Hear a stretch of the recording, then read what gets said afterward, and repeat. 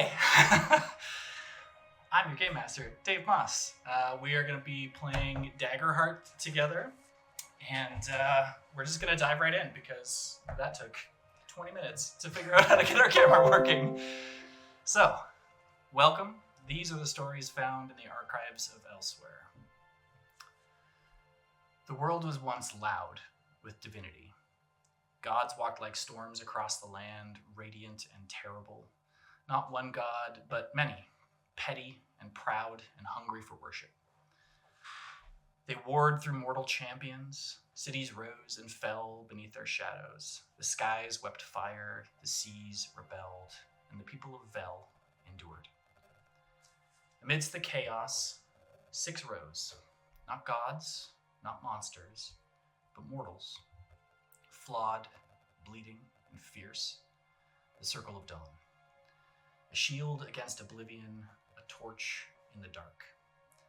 They did not fight for crowns or for temples, they fought to save lives. And for a time, they won. Where the gods raged, the circle healed. Where empires crumbled, they built safe havens. Their names were whispered in every tongue. Children carved their sigils into door frames for protection. But no light lasts forever. It began with a voice, gentle, golden, and unseen. The voice in amber, also called the Pactborn, the Steward of Silence, the first guide. It did not descend like a god, but rose like a promise. It spoke of peace, not conquest, unity, not dominion, and it asked for only one price: silence. The circle saw the danger, but the world was tired. It was easier to kneel than to burn. One by one, the 6 were broken, betrayed, shamed, forgotten, remembered now as rebels to the voice, renamed the Emberfell 6. The gods were silenced, magic was collared, history rewritten. And from that silence, an empire bloomed, the Accord of Vel. A world no longer torn apart by faith or by flame, ruled by the Accord, a triumvirate of sacred bureaucracy, might, and obedience. The Synod, keepers of belief who shape history and memory alike. The Carnifex, enforcers of peace through discipline, silence, and steel. The Volari, veiled thought guides and secret watchers who guard the truth with black blades and dreams. In the capital of Velzaroon, amber-veined towers scrape the sky. Its boulevards are clean.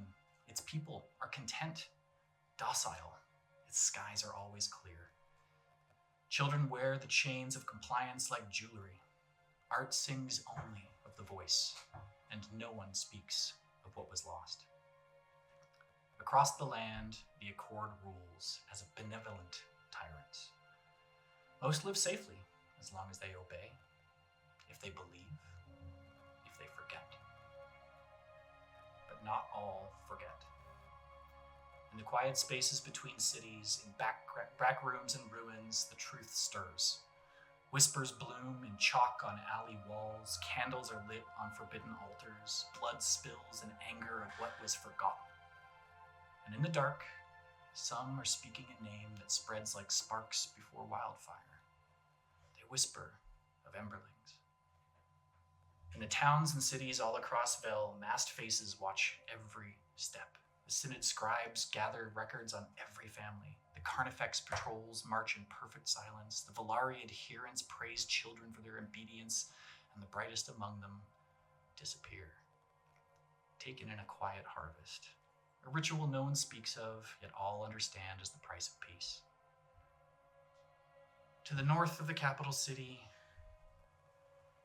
it is a perfect peace. Beyond the walls, beyond the farms, the world exhales. The mountains rise. Veiled in mist and old names, snow still clings to their spines, though summer rules the valleys below, and then a wind stirs. It begins as a whisper between the crags, then gathers. A breath-given form winding downwards, faster now, and it sweeps along the ridgelines, rustling ancient pines, skimming the surface of a mirror lake, shattering reflections into ripples. It dives down gorges, trailing birds startled into flight, catches the edge of a waterfall, and plummets. A valley cradled between mountain spires, verdant, untouched, and holy.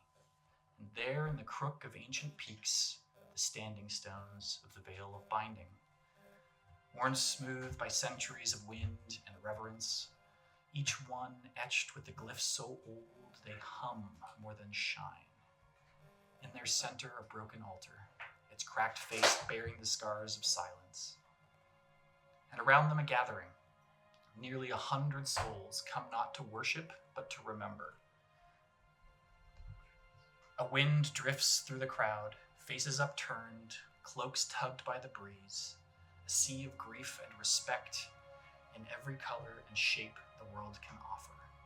Simia, Qatari, Galapa, Fungro, humans, Dracona, elves, dwarves, halflings, all weathered pilgrims, young acolytes, curious strangers, ancient warriors, all gathered for one reason, to say farewell to Imran Ulat, the Dawn Seeker. Once the voice of a scattered people, a prophet, a guide, a spark that flickered when darkness rose. Once hailed, then shunned, and now laid in silence atop a broken altar to the old gods they once fought. The wind stills. A fire is not yet lit, and those who once walked in his light now gather in the shadow left in his wake. And as the wind whips through the crowds, it touches 4 unique individuals. Tyler, if you wouldn't mind introducing yourself, describe your character Callum to us, and I also wouldn't mind if you could describe Callum's journey and how he came to be in this place. Sure. I'm Tyler. I'll be playing Callum Price. And Callum's a bit of a big boy. He's 6'5", about 260 pounds, and he's broad. He's a man that's not afraid to get his hands dirty and take a couple hits on the way.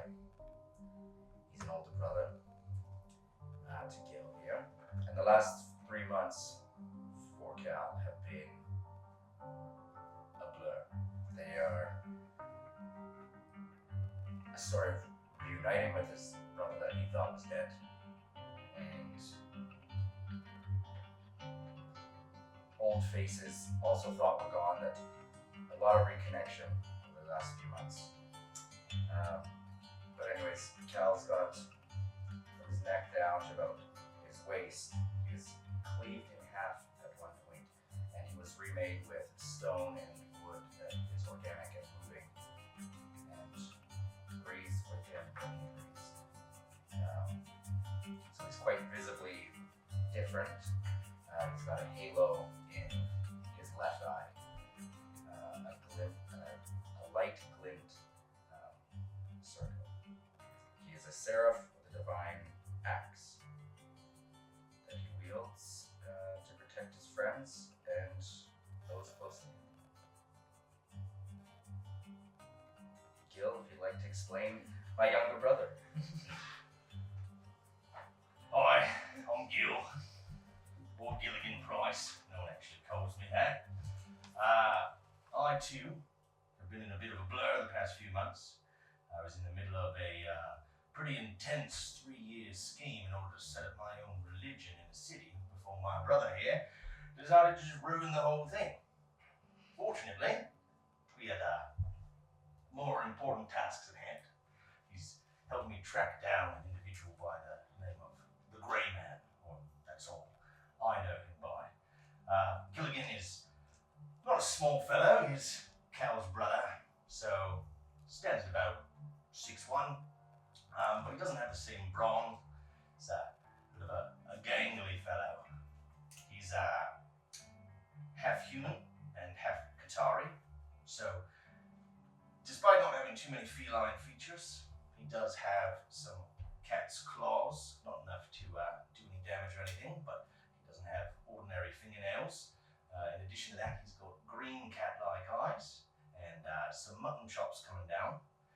always keeps it well dressed. Make sure he's got his nice coat on, double-breasted, of course. Can't see it any other way.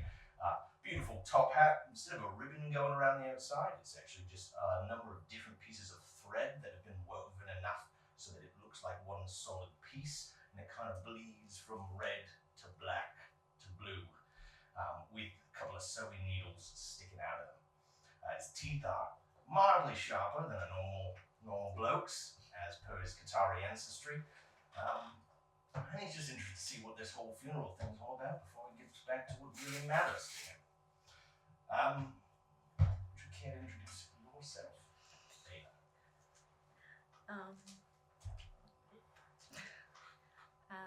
I am Ayla Wormstone. I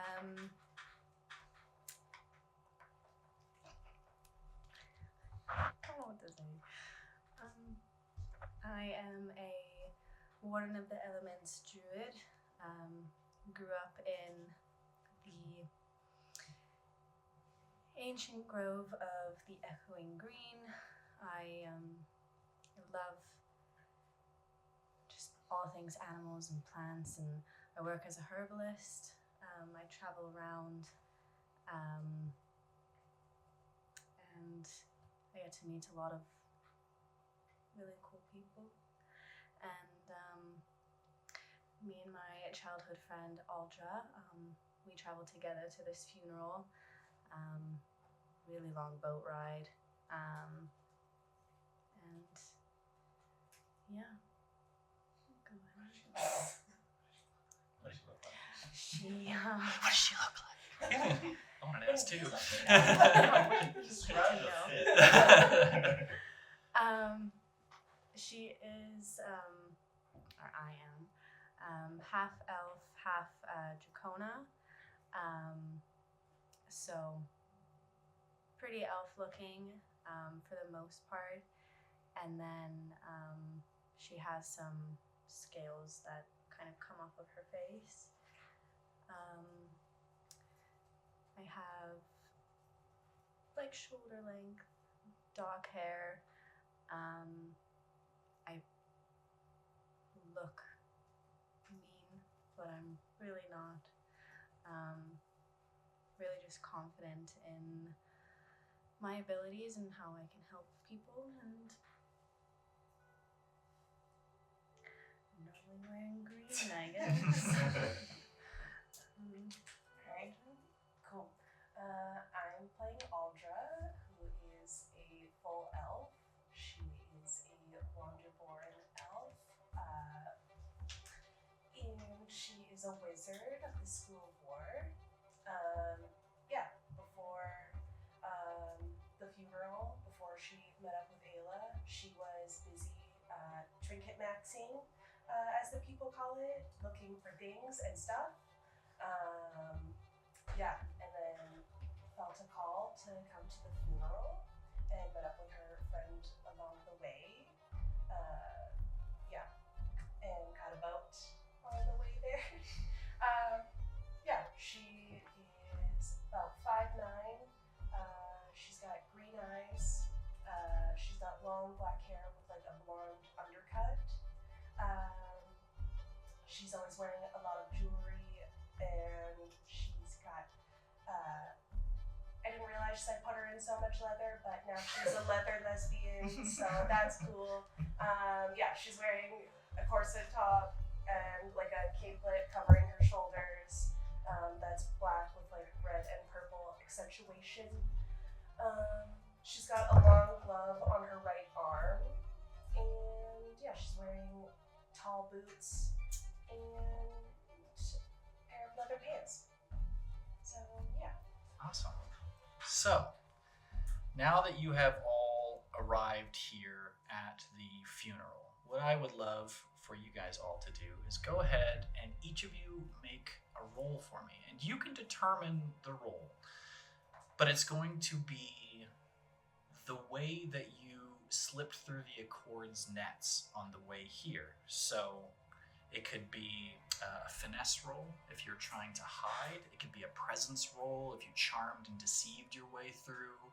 It could be an instinct roll if you snuck your way through by navigation and by sense instead of by deception or by stealth. Or it could be a knowledge roll, understanding the way that the Accord moves and how their patrols work and how all of that. But each of you can determine your own roll, and then we'll go one at a time. We'll start with Aldra, and we'll go around the table, and let me know if it was with hope or with fear. So we're rolling both of them, or do you just Roll both, Okay. and if your fear dice is higher, it's with fear. Hope dice is higher, it's with hope. First roll. First roll. Her hope dice is higher. It was a 10, and her fear dice was a 3. Okay, so 13. What are you rolling for this? Is it a knowledge, a finesse? 13. I think I was rolling with finesse, which was a +1. So 14 total with hope. Yes. So go ahead and take a hope, mark it down. Okay. You can add a hope to your character sheet. Okay. And the reason we're doing this is we are going to have a countdown clock. So the countdown clock is a mechanic in Daggerheart that allows us to essentially count down different things. And one of the things is the four of you are doing your best not to be seen or found by the Accord. If this countdown clock reaches the bottom, they know who you are and they will start coming for you. So a 14 is in fact a success. So our countdown clock will stay at 8. Will you be Ayla. telling us when it's I guess if it stays there, we'll just The difficulty for this roll is a 12. Oh, sorry. I meant will we constantly be able to see what the clock says? Yes, Okay. absolutely. There are other countdown clocks that you will not see, Yeah. things that are happening behind the Yeah. scenes, but in this particular one, for some tension, you will know. Love it. Might be 13 to start. Hell yeah. Oh, now I'm nervous.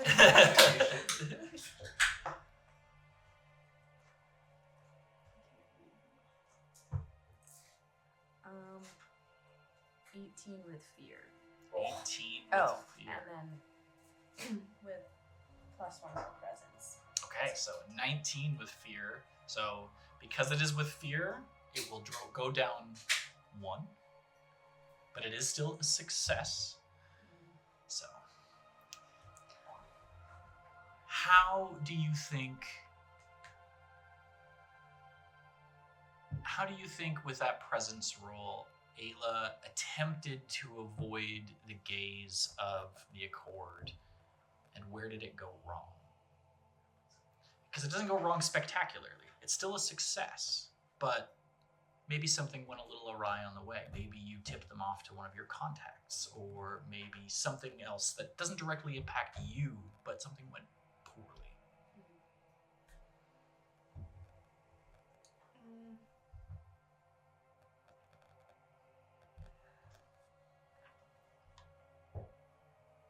I think she was probably traveling with some other people before meeting up with Aldra. And just attracted the attention of the Accord. Either it was just the way they looked or the way they were moving, I don't know. But I was able to kind of charm my way out of it. I'm not really, but other people were not so lucky. So somewhere out there, somebody caught sight of the two of you and have put that together. But maybe the report didn't make it all the way back to the capital city. But maybe if the two of you are seen again somewhere, it might start sparking some interest. I love it. Gil. That is a crit. 2 11s. Very nice. Go ahead and mark a hope. And because it is a critical success, we will put this back to an 8. Oh, baby. Nice work, Gil. That's my brother. How was Gil so successful once the four of you got together that it pulled the heat off of these two companions of yours. Alright, so here's the thing that I figured out, okay? These are cool people. They're using all these spy glasses, right? They're trying to spy over here, spy over there. What if they don't spy anywhere? You see, the other night I snuck on in to their main headquarters that's operating out of this city, and I decided to just ever so slightly alter the magnification lenses, so now everything just seems really small instead of really big. I think it's pretty fun. Hopefully the dumb ones among them won't pick up on it too quick. But we'll see. Should buy us at least a couple hours.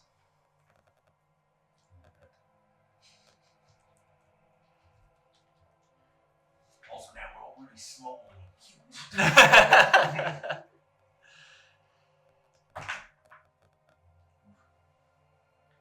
It's 11 with fear. 11, a failure Can I with add- fear. Can I use my well-traveled experience? Do you have a hope to spend on it? Oh yeah.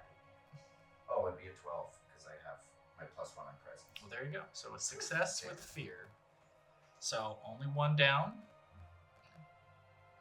How did it go wrong for Cal on the journey? Because you were successful, but with fear, it's a mixed success. Something goes a little awry during the journey. Again, it doesn't necessarily have to tip people off on you or the four of you, but perhaps a contact or something else. Or maybe you just got into a bit of a scuffle or something like that, and like the local guard caught your attention, but maybe not, an officer or something along those lines. I think that with his arm, the way it is, already drawing a bit more attention. And then passing through security gates, they're wanting to check it out. He's getting a little frustrated, lots of eyes. And yeah, maybe bumped a little shoulder here and there, kind of piss off. And then the local guard kind of caught wind. And I mean, there's not many people with half a torso of breathing wood. So that kind of mentality of somebody, or not mentality, sorry, that what's the word I'm looking for? Gil? Physicality? Nope. Starts with an R. Really intelligent. Yours. Reputation. There we go. There it is. You're welcome for getting you there. His reputation for having half wood torso, plus being here, kind of tense times. So an ironwood was spotted in a scuffle, but not necessarily tied to any sort of rebel activity. Correct. Gotcha. Okay. So, our countdown sits at 7 for the time being. As you guys are all standing here in this towering valley, massive, think Switzerland mountain valley, where the mountains are actually quite close to either side. Waterfalls cascading down. There's a stream that's running nearby this set of standing stones. And these stones are enormous. 2 stories tall, stacked on top of each other.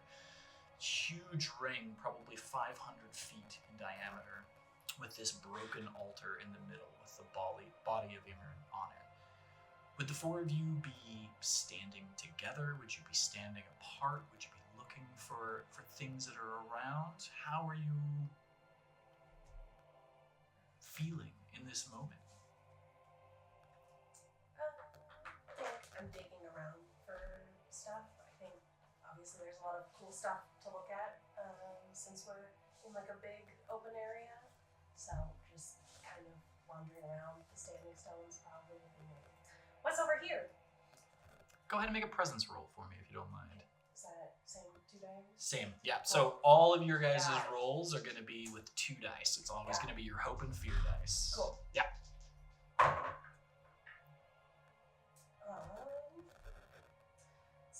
12 hope and 9 for fear. So mark another hope as your hope is higher. So that's a 21, possibly. What's your presence? My presence is -1. So. Okay, so a 20, still very, very good. So I'll say with a 20, as you're sort of just walking around, weaving in and out of all of the different standing stones and through the crowd and everything else, a few things sort of stand out to Aldra. With your sticky fingers, you tend to look for things that might be interesting to purloin or barter or take. And so an individual standing near the very, very back, as far away from the other people as possible without trying to stand out that they're being as far away from the others, is a towering Dracona man who is hunched. He's leaning back on one of the standing stones, and you see there's a cane on either side of him. So this is a man that walks with two canes. And he is scarred and broken. His nose has probably been broken a dozen times, if not more. And you just notice as you slip by, he's just got a small little badge, just like pinned to his collar, of a broken shield. And you clock instantly. You know who this is. This is the Shield themselves. This is one of the Circle. This old, broken man is a figure of legend. A figure that stood up against the voice in amber, stood up against the gods, stood up against any and all who would harm others. This man, Jareth Tel Leandrin, is, by all accounts, a hero. But you also know, having grown up under the Accord in the 64 years since the rise of the Voice in Amber and of the Accord, that he has been painted as a traitor, as a rebel, as someone who turned their back on the Circle of Dawn to save one city. You don't know if it's true or not, but those two realities conflict in your mind of this savior, this hero, and this man who turned his back on his friends. And he just stands there, just arms crossed, eyes downcast, sort of gray silver skin and scales, just looking down, just waiting.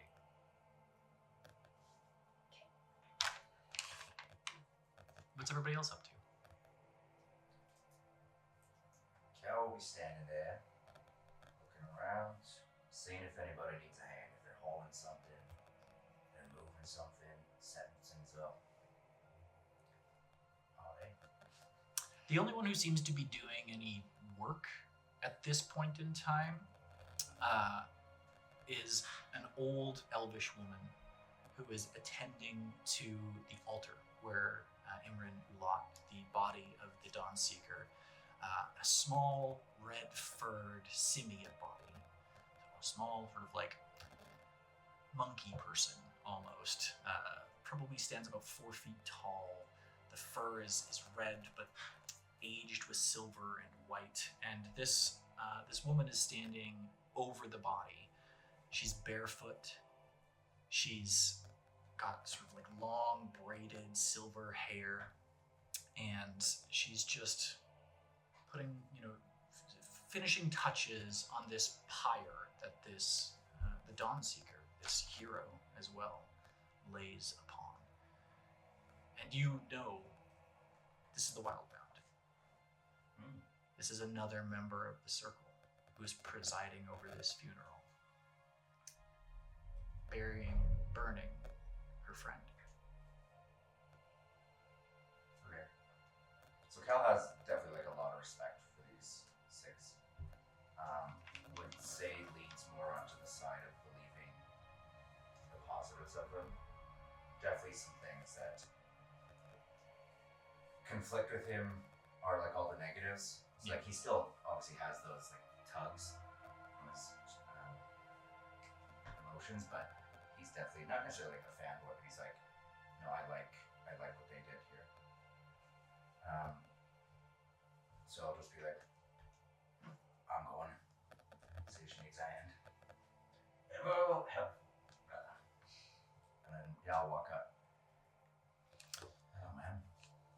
sort of like looks up from her work. She appears to be in probably her 60s or 70s, but for an elf, could be hundreds. The name is escaping me of our grandfather. The Herald. Oh, yeah. I cannot. What did I say? Theros. Theros. Yes. Theros the Herald. Yeah. Theros Price. I'll extend my hand. My name's Callum Price, grandson of Theros. Her eyes go wide for a second, and she reaches out and takes your hand. Ilara Stoneman. I knew your grandfather. He was a great man. All without his faults, but aren't we all? Aren't we all? Shame you never got to meet him. He was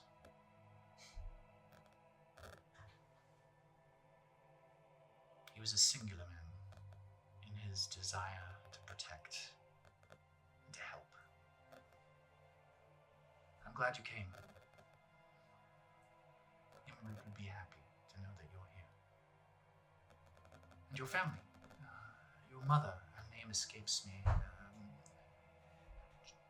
Gemma.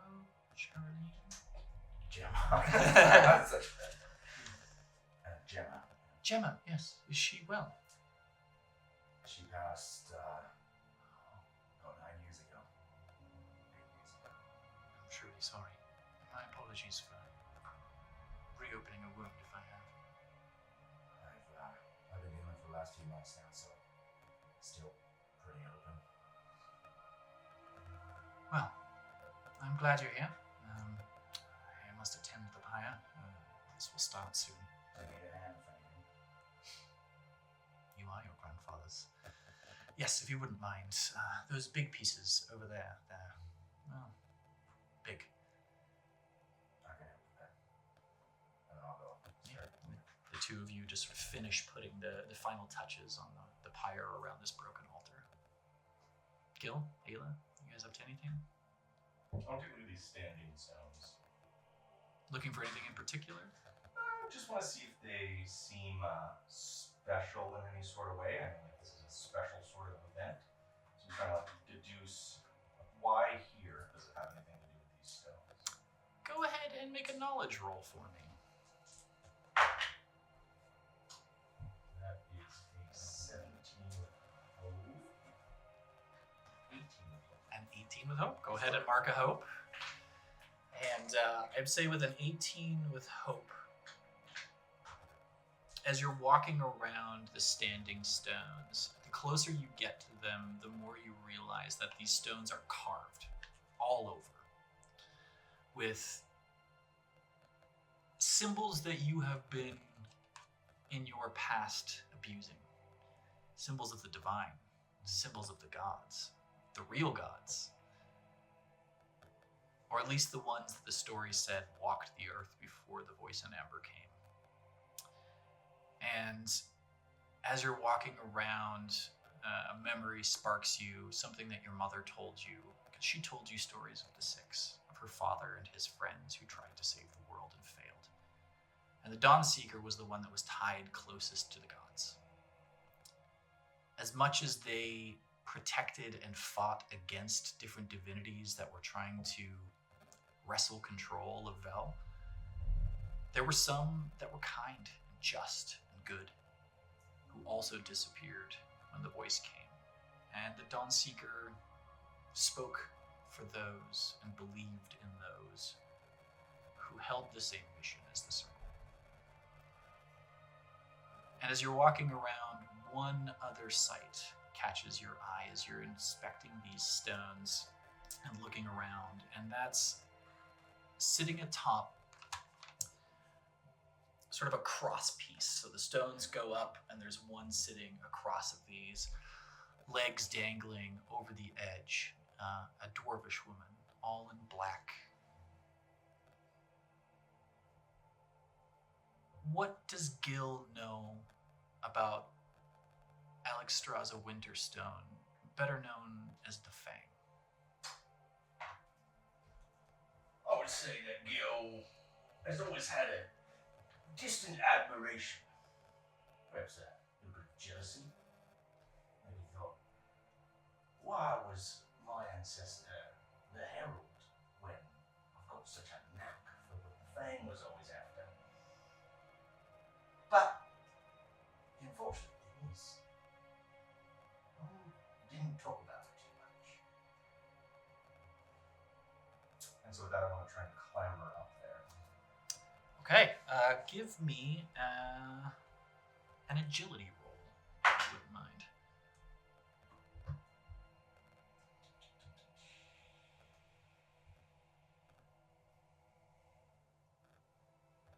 Ten 10 with fear. I will say, with a 10 with fear, you successfully make the climb, but it isn't graceful. You slip and stumble and make a bit of a clatter as you're climbing up. And this stout woman, as you sort of get to the top, just sort of chuckles and speaks over her shoulder back at you. You're gonna have to do better than that if you're gonna sneak up on anybody. That was pathetic. Oh, that wasn't. Someone's dropped it. Yeah. That's what I thought. Okay. That wasn't a real attempt. I'm practicing my bumbling idiot con right now. Seems it's gone off rather well, don't you think? Well, if you're looking for being a bumbling idiot, then you've succeeded. And if you wouldn't mind, I was all the way up here for a purpose, and that purpose wasn't company. Just wanted to ask you a quick question. If that's all right. Sure, I'm not up to anything. Sweet. I was curious if you ever pulled any ludicrous pranks on me grandpappy. You see, he was the herald. And, well... Your Theros is a brood. That's right, yeah, that's his name. And, you know, I've just always heard all of the serious stuff about him. I was curious if you had maybe a little bit more of a guffaw sort of moment. I suppose a funeral is as good a place as any to reminisce again about the dead. Your grandfather... She smiles and sort of looks down at the 100 or so people gathered below. Your grandfather was a very serious man who, when he got in his caps, loved to join me on my jeeps and pranks. And so perhaps that's where you got your glorious ability to con, O bumbling fool, was from his blood, as much as he was the voice of us and the voice of the people. Voices sometimes tell jokes. Makes perfect sense now. My brother got the sober half of him and I got the drunken half. Well, thank you very much. Not a problem. You can go and ask the shield sometime. Grandfather made Jareth piss his pants. That was a good one. It's the reason his nose is so busted up. That might be the reason why your grandfather's nose was busted up. Ooh. You know, this might be a bit more fun than I thought it was going to be. Thank you very much. Sorry, I always remember your title. Alexstrasza. Lovely name. And yours? Gilligan. Gilligan. I always call him Gil, though. It's better. But Alexstrasza, ain't no way I'm calling you Alex. Alexstrasza's cool, son. Pretty primo real estate, I'm sure. Yeah. I prefer not to have too many people speak it these days. You got it, Alex. See you later. Go pop down and see if you can steal any snacks. The only snacks I think that would be here would be the snacks that you traveled with, your rations and everything else. Never bloody snack salad. at Ayla, are you up to anything? I I think she would just be taking in, like, all of, just, like, the nature side of it. Probably would have said hi, like, a little, catch up with Gil. And then probably just looking for her grandmother. Easy enough to find in the center of these standing stones. And I would also say, given your proximity to working with your grandmother, a number of people, as you're working your way through the crowd and just spending some time and admiring this pristine beauty around you, people would come up and call you by name and say hello. Some you remember, some, I haven't seen you since you were this big kind of thing as you're just walking around. Because unlike your 3 traveling companions of the last couple of days, you are still very closely tied to a member of the Circle of Dawn as sort of an acolyte and apprentice of your grandmother working in the Echoing Green. But you notice as you sort of break your way through the crowd and come to the center of the standing stones, your grandmother has sort of stopped and she's lighting some incense. And one of your traveling companions of the last couple of days, Gil's brother Cal, is putting the finishing touches, piling some big logs up against this black stone altar. An altar that clearly has had a pyre on it in the past at some point in time and is still soot covered, but is cracked in the middle and sits sort of slightly ajar. But thankfully, Imran's body is small enough to just sit on one side of this broken altar. Your grandmother looks up as you come over. "Ah, Ela dear, if you wouldn't mind from my pack over there, just grab me 3 more sticks of the incense. We're about to get started." Sure No, she's thing. not Scottish, she's British. Whatever comes out, I guess. Sure thing, grandmother. Here you go. Is there anything that you need?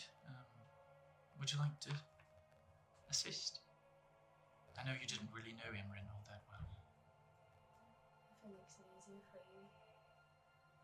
It's always nice having an extra pair of hands. And she sort of like slyly looks over at Cal as she says this, as like Cal's lifting up this like final huge log and plunking it on the pyre. You always know how to find them, grandmother. Well, it's not terribly difficult to make men do the hard work. Keeps going. Good work there, brother. Thanks, Cal.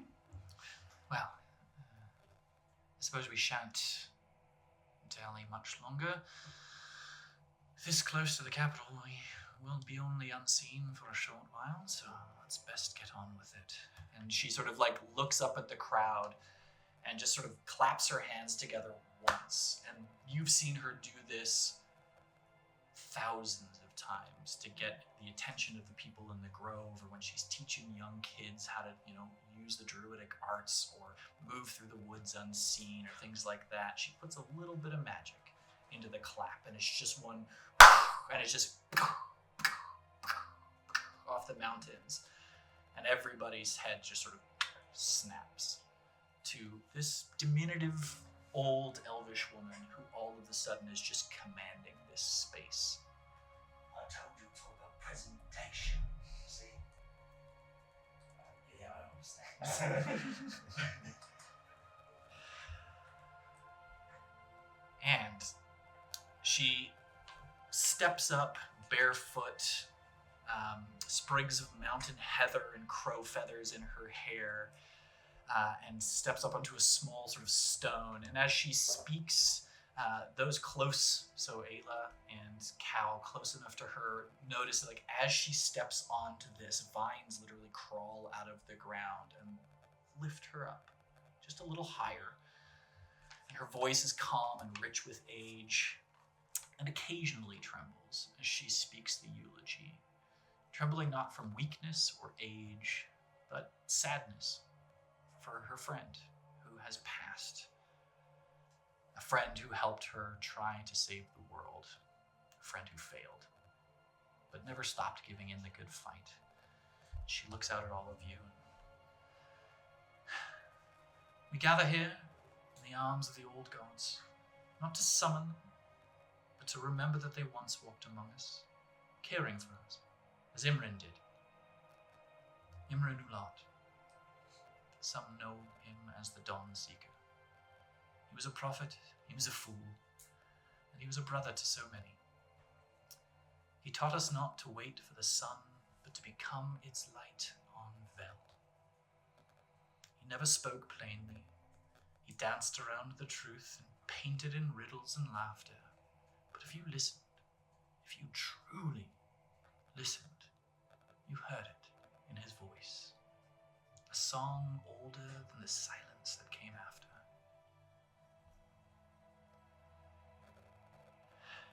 And when the circle was torn, and when faith broke like stone, it was Imran who lit the last fire here, who whispered to the forgotten gods, and to the spirits, and to the land of Vel itself, who kept the names we were no longer allowed to say. And he looks up at Alexstrasza sitting, or she looks up at Alexstrasza sitting on the stones.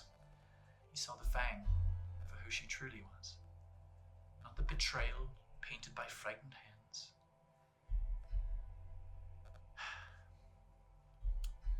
She stood between the shield and a blade meant for his heart. And he forgave the Flamekeeper, even when his actions led to where we are now. Imran died in peace, a rare thing these days. But I do not believe he's gone. His body rests here. But his spark has fled on the wind to light fires across this land. And she turns to each of you, finding your eyes in the crowd, to where the wind turns west, to where the flame still stirs. Hope is not gone. Even cold embers can relight a burning blaze. She kneels and just puts her hand out, and with a touch of green fire and a murmur in the old tongues, the pyre lights, first in green and then blue and then yellow and then settling in to a brilliant orange flame. And she speaks in a language that Ayla, only you and other followers of the druidic path can understand. And she says, "Let the veil open. Let the seeds scatter.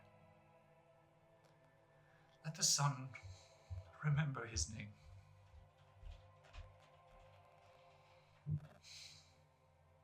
And then she just breaks down and turns away and walks out of the circle of stones as her friend's body burns and his ashes scatter on the wind.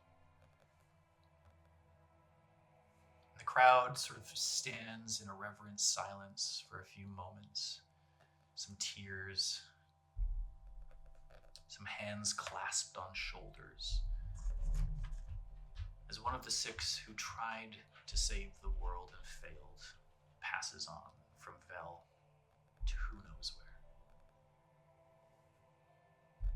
Then people scatter and clatter and cluster in groups, and the true remembrance of a funeral starts to begin as stories are being told and remembered, and bottles are broken out, and an occasional lute or dulcimer starts to string along and play. And the time is yours to do with what you will. I didn't talk to him before, but I want to wander over to Jareth. Jareth, is that who this is? Jareth Tell, yes. I want to kind of wander over to him. What's he doing right now? He's still just leaning up against that stone, arms crossed, face like a broken mountain range. Like, not in a scowl, but just in...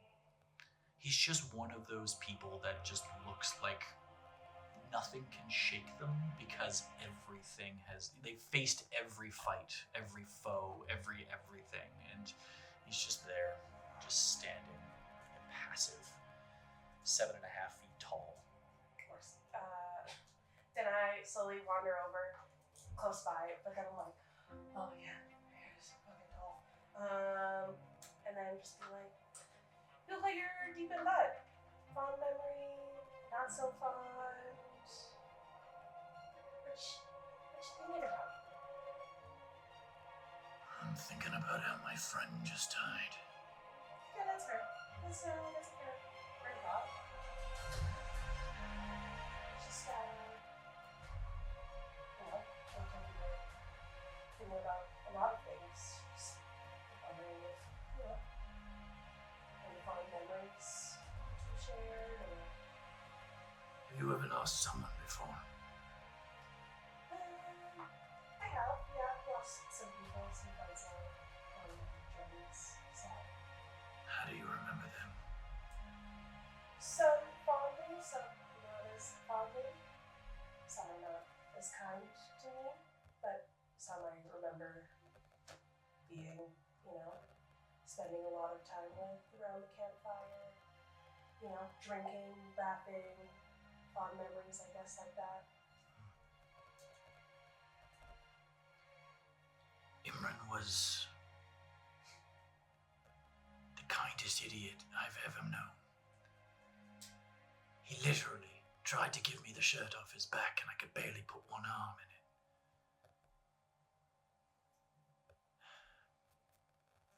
The world is poorer today than it was yesterday. I'm sorry for your loss. Did you know him? Not personally. I just heard stories. And why he? Feels important. Feels like something that you should be remembered. You should be sent off with, with people who want to wish him well, I guess. Send him off. Who invited you? I came with a friend. I was just kind of caught a ship on the way here.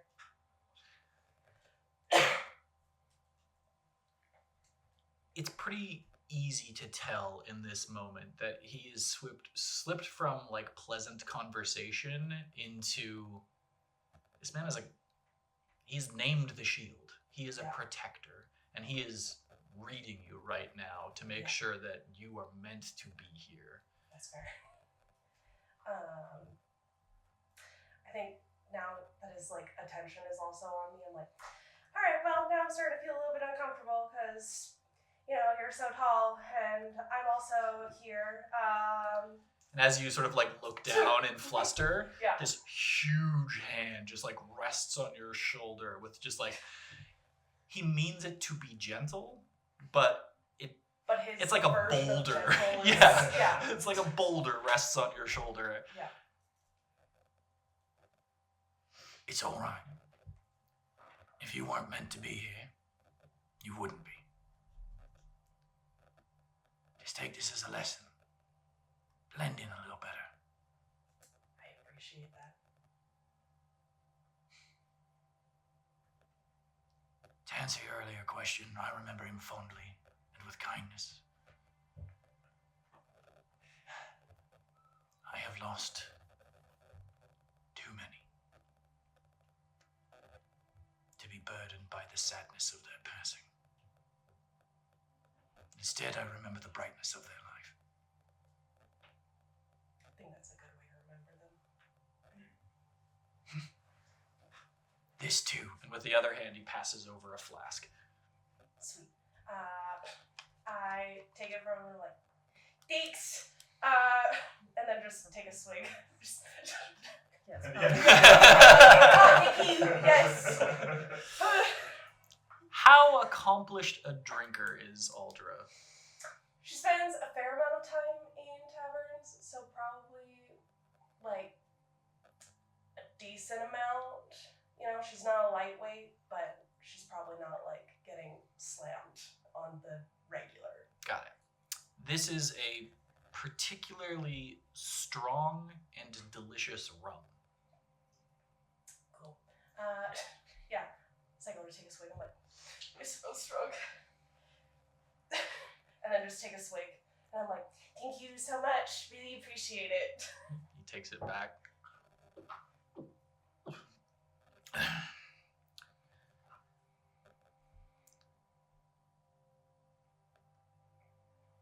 Did you notice?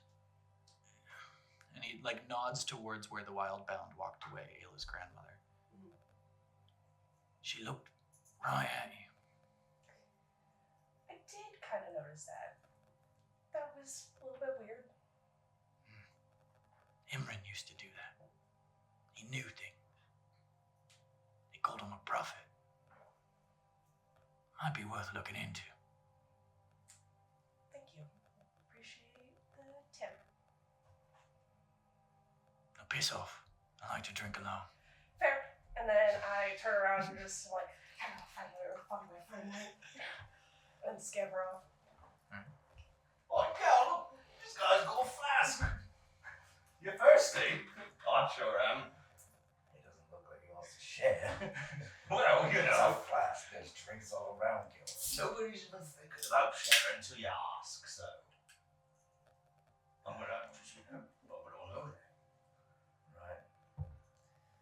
As we walk over, doesn't all this make you feel like we should be doing something more? Something bigger? I just spent the last 8 years of my life wandering around, chasing nobodies. Coin here, little reputation there. And for what? These guys died fighting for something big. I think that's the key point, is that they died. Well, some of them. I mean, the point is though that they stood. Sure, but even a stone can stand. It's awfully noble that it stays standing though, don't you think? Reaching your faces. I suppose. Shouldn't we be doing something like that? It's just a thought anyway. No, I think maybe you're right, but here's the thing about this sort of stuff is that it doesn't bring in a lot of money. Always about the money with you. Well, you know, you gotta eat, that costs money. You gotta sleep somewhere, that usually costs money. I understand how money works, Gil. Well, apparently you don't, because you just said it's always money with me, but really it's more about boots and drinks and food and a nice warm bed. But I need money to get all those things. You just saw Imran's boots went up in flames. You know what's not up in flames right now? His reputation and what he stood for and what he did. Everything that the money bought is gone. Just because they burned it, though. Yeah, that's my point. Some nice boots. Reputation isn't gonna be burned. Unless you're that one fella. Anyways, Gil. Besides the point, I've got a question to ask old Colossus friend here. And if you would like to come and buy a drink off, you're more than welcome. It's awfully big. Carry on. Don't feel scared. He's not that much bigger than you.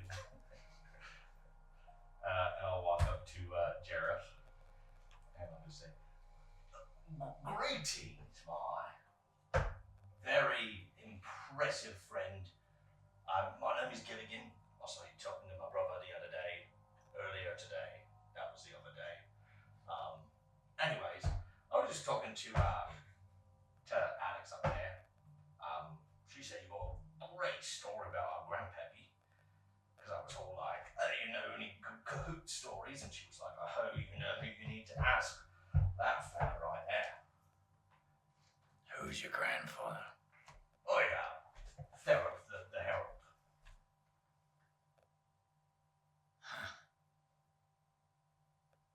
Right. Fuck off. Oh, alright. Well, it was worth a chance. One day, maybe we'll be able to relive the grandeur of the old days. But our fine fellow here is just not up for it, and that's alright. Does he always talk this much? From what I remember, yeah, it's been 8 years and I'm already tired of it.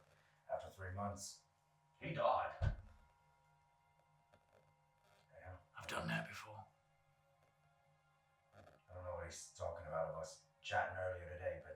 never seen you before in my life. No, you're definitely the chap. Two big men, chap. Yeah. My name is Cal. I appreciate you looking after the grandfather, really. You're welcome. Anyway, I just came to introduce him for a drink, but you have a lovely day. And I'll walk off. As you turn away, he just sort of looks at you. You can stay. You know, Just and I'm passes. just gonna be quiet. Yeah, and he I'm just- gonna stand right beside He him. just passes you the flask, says nothing, and just stares dead I also forward. say nothing. Ayla, can you go ahead and roll an instinct roll for me? Mhm.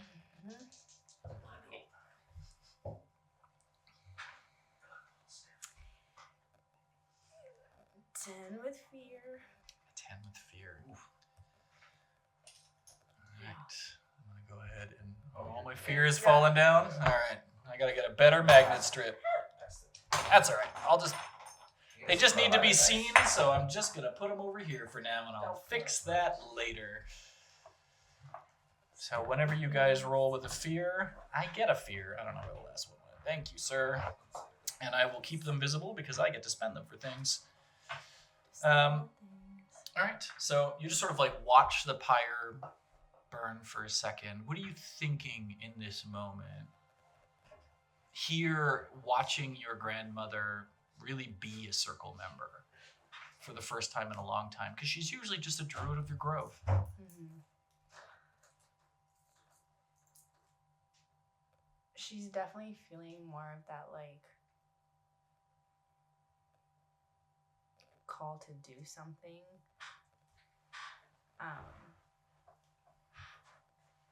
Like, she always felt that, just didn't know how, the way her grandmother talked about it.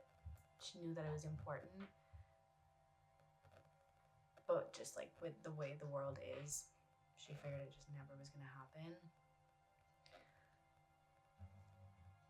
But I think she's gonna start thinking and like remembering all these little things that maybe her grandmother had like said and she just never like paid full attention to. And yeah, just kind of getting the ball rolling for that. Do you follow after her as she leaves? I think I would have. I think I would have stood there for a minute and then went and checked on her because she got so emotional. I don't think I would have seen a lot of that. Yeah, so you walk out of the circle and your grandmother is sitting maybe about 50 feet outside the circle, just in a bed of mountain heather. And she's just sitting cross-legged on the ground, her back to you, but like you can see the shakes in her shoulder as she's just sobbing. Something you've never seen. She is a force to be reckoned with in general. And this sort of vulnerability is something that maybe a handful of times in your life you would have seen her display in public.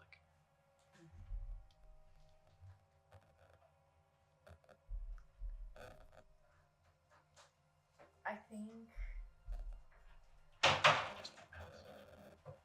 I would have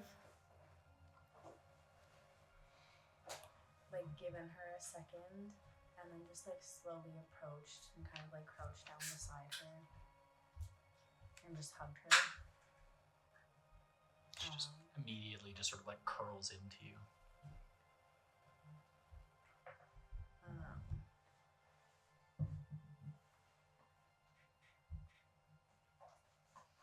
I think I would just keep holding her until she kind of calms herself a little. And then maybe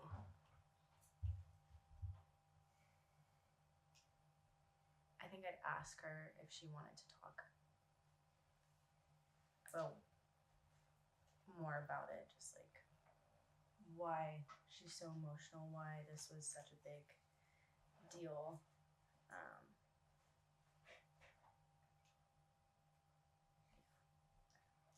She sort of takes a moment, collects herself, and sighs.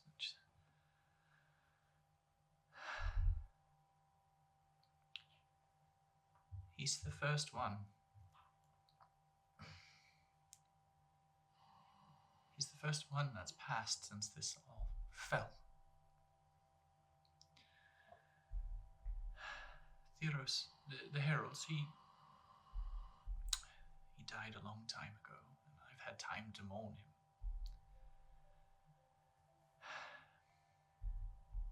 And Alicent, well, we don't really know what happened to her. Not truly. It's true what they said. She helped bring the voice in Amber here. She didn't know. She didn't know what she was doing. She thought she was going to save it. I suppose in a way she did. The war ended. A kind of peace came.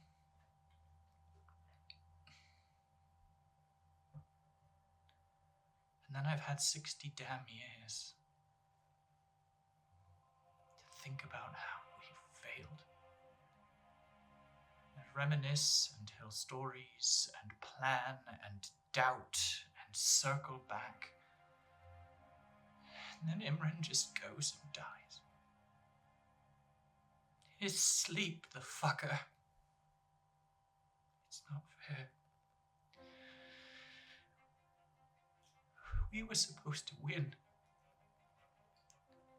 We were supposed to make it a better place.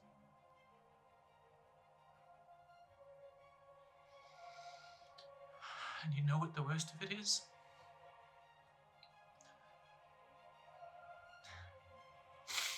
She looks up at you. You're supposed to fix it all. That's what he told me. You and Theros' kids, and that friend of yours, they wrote a letter.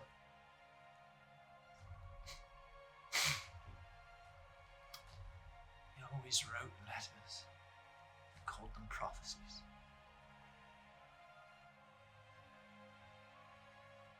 It was a year ago. I never opened it. I don't want you to have to go through what we did. You are strong, Ayla, and capable. Sometimes too foolhardy. Genuinely. I think you could do it. But I'm afraid. I'm afraid of what happens if you don't. Then we will. Just like that.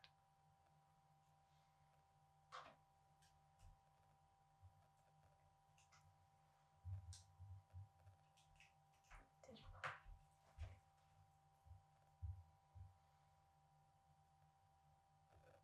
he tell you how?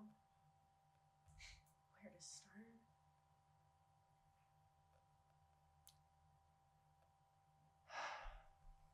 And you can see that she's wrestling in this moment with protecting you as a grandmother should, and telling you as a member of the Circle of Dawn should.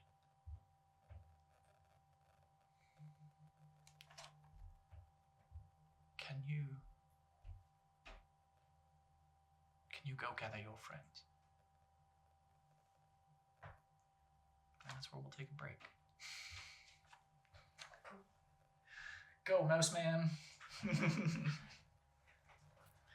will be.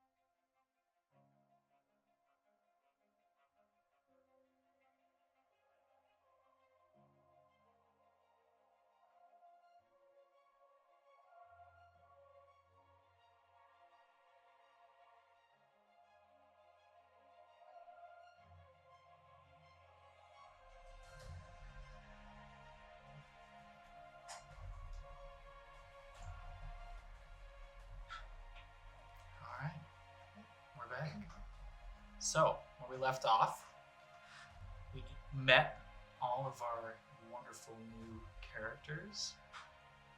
We had a bit of a funeral. We met some of history's most divisive figures.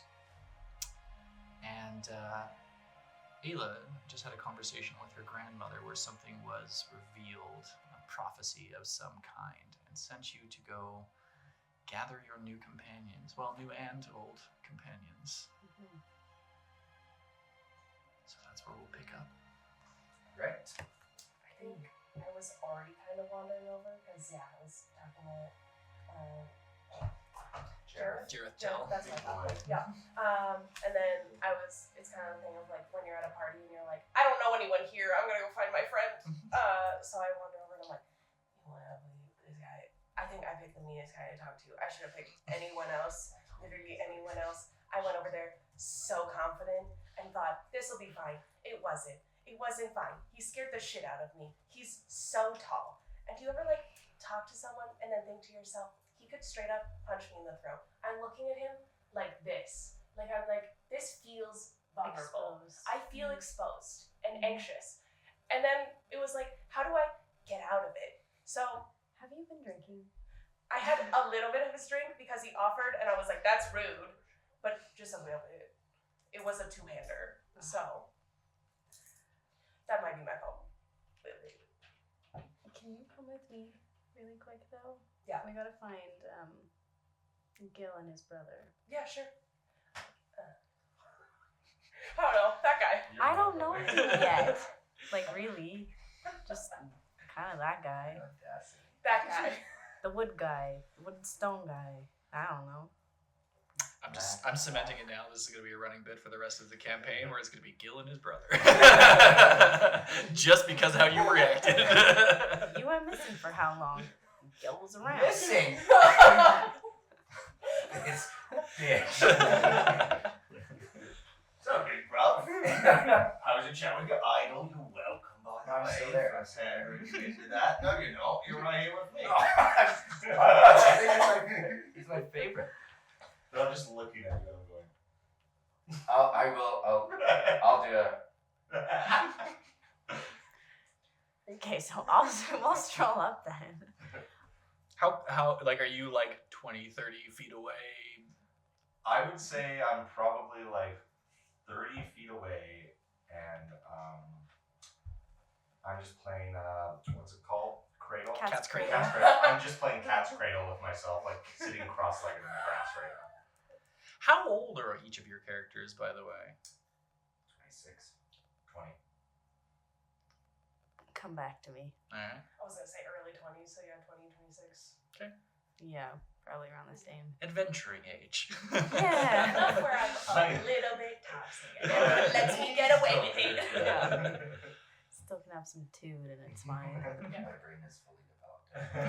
Yeah, my Gil's the only kid here. Clearly. That's great. Clearly. So you come across Gil, cat's cradling, sitting in the grass. That one. Gil, Yeah. what are you doing? I just, keeping busy. These are very dull events. Yeah, I guess you're not wrong. Where's your brother? Oh, he's over there. I've got him in a little bit of a VIP chit-chat with his childhood crush, so... Chit-chat, you say? Hmm? It doesn't look like they're We are not chit-chatting. saying, we're not even looking at each other. Standing side by side, staring straight off. No, once you get to know that type of guy, on the streets we call them thugs, alright? Once you get to know that type of guy, they're talking right now. That's it, they're communicating. They're having a very deep, long, beautiful conversation. It's vibes. Vibes alone. Just. I think Look at that lack of eye contact. That is eye contact. Okay. We call trust me on this. I've known him for 10 years minus 10 years plus 3 months. Well, can you grab him for me? Oh, I'm looking at you guys now at this point. It's not that far away. oh, 1 second, I just gotta get untied. I'll do it. I'm not looking. I'll just walk up. You probably have met Jareth Tell dozens of times, and he has always been nothing but kind to you. Yeah. Okay. Yeah, I'll just walk up. Sorry for your loss, Jareth. It's all right, Ayla. How's your grandmother holding up? She's feeling very emotional. Said something kind of crazy about me and my friends, which is actually why I'm helping You notice to one? Not really. He's a good kid. Okay. Appreciate it. I think I'll be the judge of that then. All right. Do you mind if I still him for a little? That's all right. Thank you. Be safe. Can you come with us? Yeah, sure. I think I'll just kind of be like, as we're walking, just kind of explain oh, my grandmother said something kind of crazy that four of us need to work together for something, and she just asked me to grab all of you. I want her to say bye first. And then let's roleplay that. Okay. That'd be because it fits what we were just roleplaying. Role playing? In a role playing? Madness. I know, it's crazy. Thanks for the drink. Yeah. Look out for her. If you don't, I'll break your legs. I'll do my best. Good. I'll just pass the glass back. I'll go. I'd like to intercept him really quick. Mhm. And just be like, Dude, you were totally blushing when I you am said full on he's smiling a now. good kid. I'm full on You're smiling. a good kid, you hear that? I can't believe it. That's crazy. She thinks you're a good I've kid. never been met him before. I mean, he thinks I'm a blustering idiot, but everyone thinks that. It's give and take. Yeah, exactly. I'm always the minus, you're always a plus. Just like old times, Gil. As long as the number gets bigger, that's all I care about. I hate to interrupt this little brother thing you got going on. Can we get walking, please? Yeah, where we going? Do we have a brother thing going on? Gil. What? My grandmother requested all of this. I'd rather not keep her waiting. Fair enough. Alright. Thank you. We'll just skedaddle. We're definitely going to talk about this later, because I'm like, buddy. So, Ayla leads you out of the Standing Stones to a significantly more composed grandmother at this point in time. She's standing there, sort of brushed herself off, and you already met Alara briefly earlier. Have you ever met Alara Stormbloom? Because I only met you when we were kids.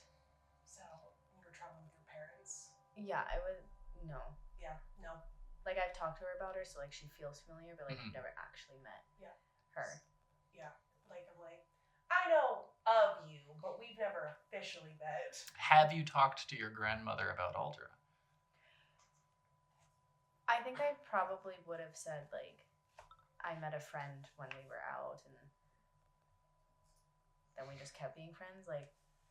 She would know of her, but, not really sort of thing. Just You haven't spilled the this is tea. something- Yeah. Yeah. No details. No details on what we connected about. Just What we got up to, the nice word, dog.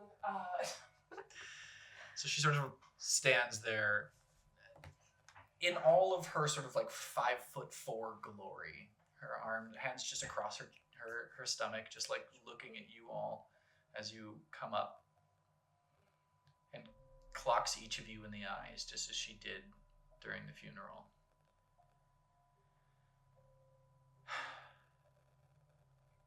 Did you tell them? not really. Ayla, one of these days. It would just be so much better if you did it.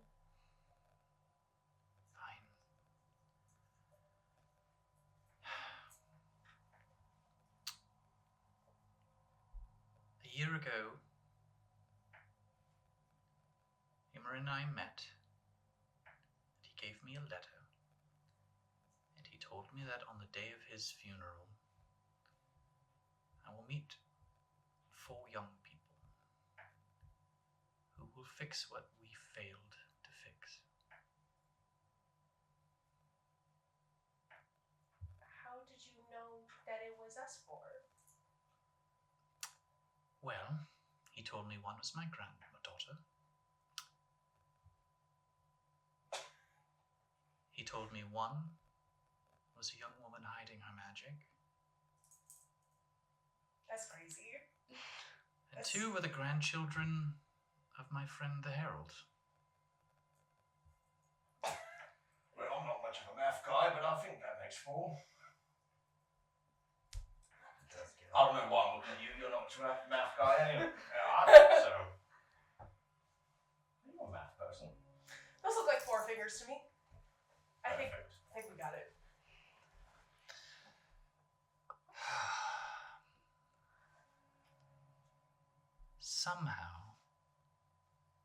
Somehow, that's incredibly endearing. Oh, thank you. Look, I didn't tell Ayla this because I didn't believe it. Because let's be fair, most prophets get it wrong a lot of the time. That is true. But every now and again they get it damn straight right. I've never met the 2 of you before. I knew you existed, sort of. I knew your mother. You're a mystery. Yeah, that's what a lot of people say about me, so makes sense. Me and Ayla were friends growing up, so we met on our travels. Her and I were both wandering in the same directions, I guess. So, yeah. Well, tied together then, in loose fashion. I never opened the letter. Why not? It wasn't for me. You have it on you. When your friend, a renowned prophet, tells you that on the day of his funeral, you're going to meet 3 interesting young people and your granddaughter, who has always been interesting and always been young, and they're going to save the damn world, well. And she sort of reaches into a pouch at her belt and pulls out this sort of slightly crumpled but sealed letter. You bring receipts. None of you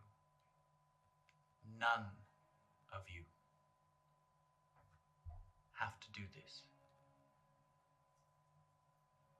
I don't even know what this is.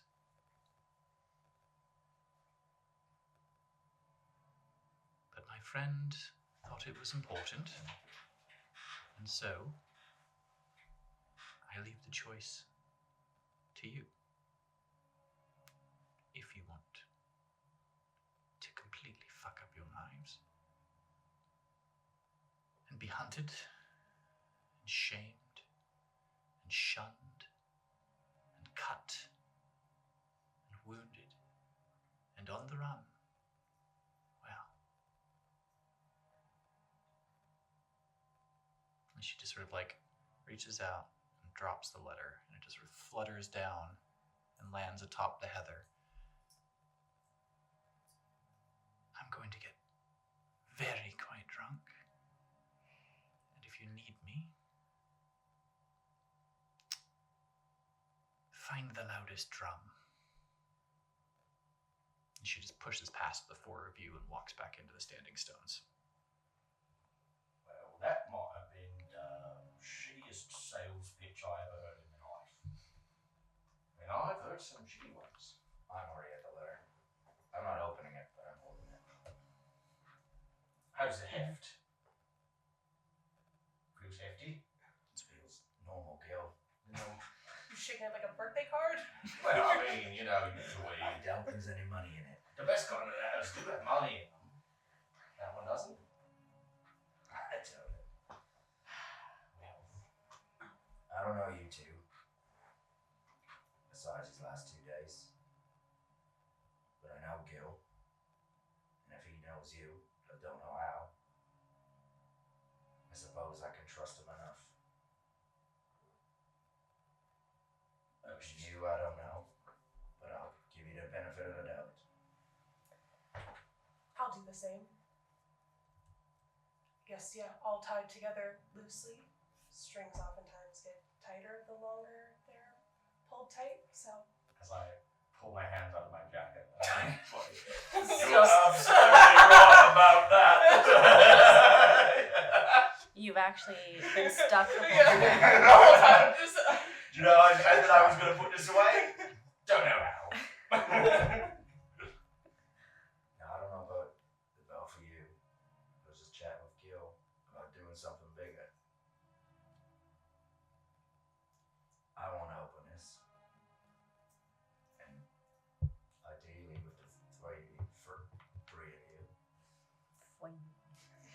There's a three of us. But like she said, if you don't want, don't do it. Just like she said. Shall we? I think so. Well, democratically, then I think you should open it. I'll open it and pull out the paper and I'll hand it to you.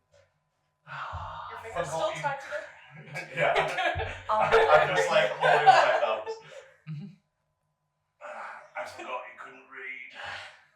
Alright. It says.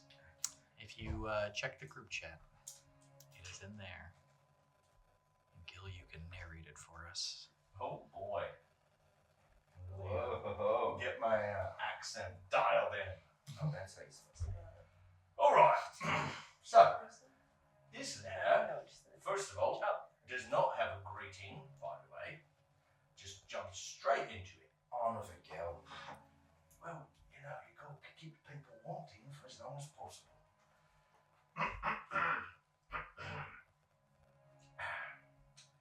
Forgive me if this reaches you too late. I'd hoped for more time, but the wind carries us all towards silence eventually. If you're reading this, then I am gone. And the work is now yours. In the ashes of our memory, a spark still sleeps. It has not died, it has waited for you. I think that's the all-encompassing you, not the direct me. Never believe the circle was broken beyond repair. Scattered, yes.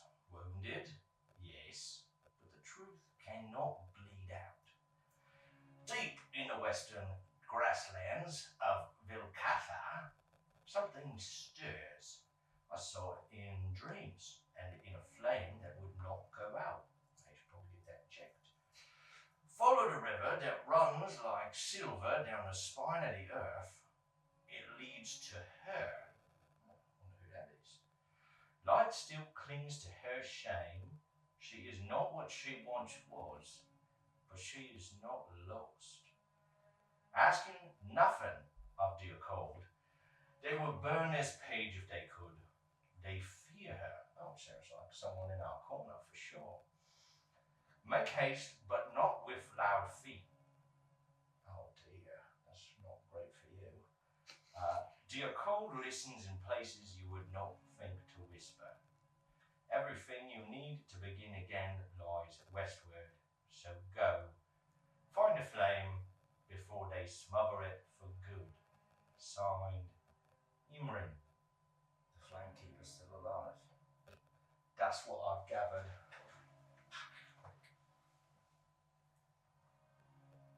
What do you think? We go west. You know, as it so happens, the Grey Man is going west.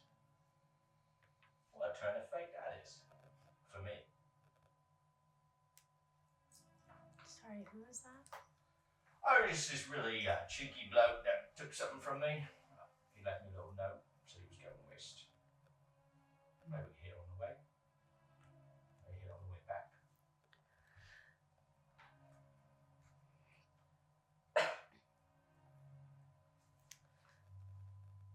well, I feel like tonight we respect Imran, respect the space, and respect the dead. And then tomorrow, we go try to find the Flamekeeper. I have a drink by a very large drum. I could use a stiff drink. I gotta have one of those, but two's better than one. So what do we say? We doing this? Works for me. Yeah. I'm in. I didn't really feel like it, but peer pressure is a bitch, isn't it? Perfect. Well, let's go drink then. Let's hit it. You guys took no convincing whatsoever. All right, so you head back into the mix of bodies and chaos and everything else that is going on in the middle of the circle, and it has changed. It's a completely different sort of vibe from when you left, where you've come in now, and it is people drinking and people laughing and people singing and people telling stories, and you've been gone 10 minutes. And it was just like a switch flipped. A lantern turned on and all of a sudden it's a party. And you drink into the night? We walk past the altar, right? Yes. Is it still burning at this point? Yeah, it's still burning. It was a pretty big pile of logs you put on that bad boy. Okay.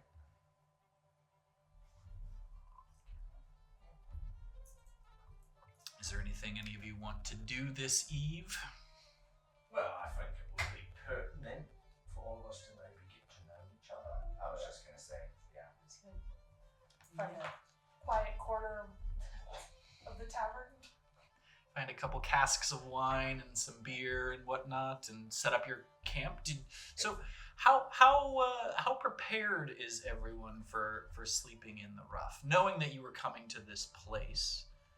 Some of you have history on the road. Some of you are used to roofs over your head. But are you tenting bedrolls under the stars? What type of gear did you bring? Cal, at this point, is like doing this for like 8-9 years. It's gonna be like quite a tight pack, but it'd be like a one-person tent. Mm. He would have that in his pack. He's very comfortable in this space. Could always hang a hammock in a tree. Fair enough. I have to go a little further away, or you could maybe figure out a way to hang it between two standing stones. I'll find a way. It's probably standing.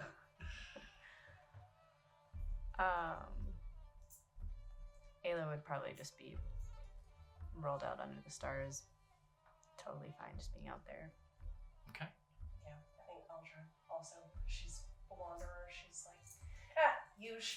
rolls out her bedroll and is like, good night. Okay. Roll it in. So the four of you have gathered around a campfire and cook fire, and the evening is yours. I will have carried over a small keg of wine for us. Mhm. And I'll just be sitting on top of it, just pouring out a little wine. He's always gone the drinks, making sure everybody's having too much, right? Just a comfy seat. Yep. Yeah, sure. So how do you two know each other? Us two? Yeah. I just kind of bumped into each other along the way, sort of thing. You know, small world, all that. Yeah. She knows the crew, you know? Right? You know, like, You know the Busters. yeah, you know Mo and Shoebox, right? Yeah, she Weird knows. I'm- names. I don't even need to, but I'm rolling insight from them. Is there insight? Yeah, you could roll an instinct. Instinct. Is it still with these two? Always. 14 with hope. 14 with hope. Go ahead and mark a hope. Oh, 15 with hope, sorry, because it's my +1.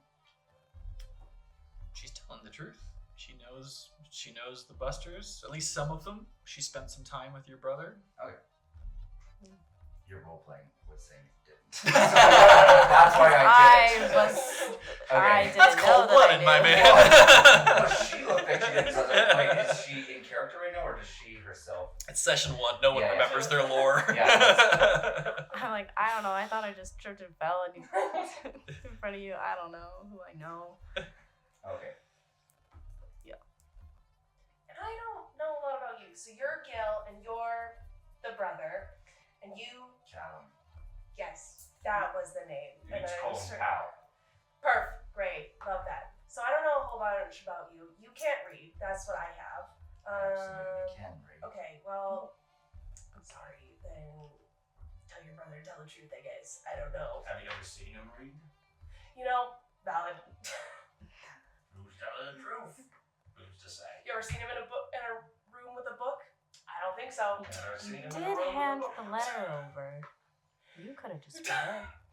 He likes to chat and talk. I also like to read, unlike him.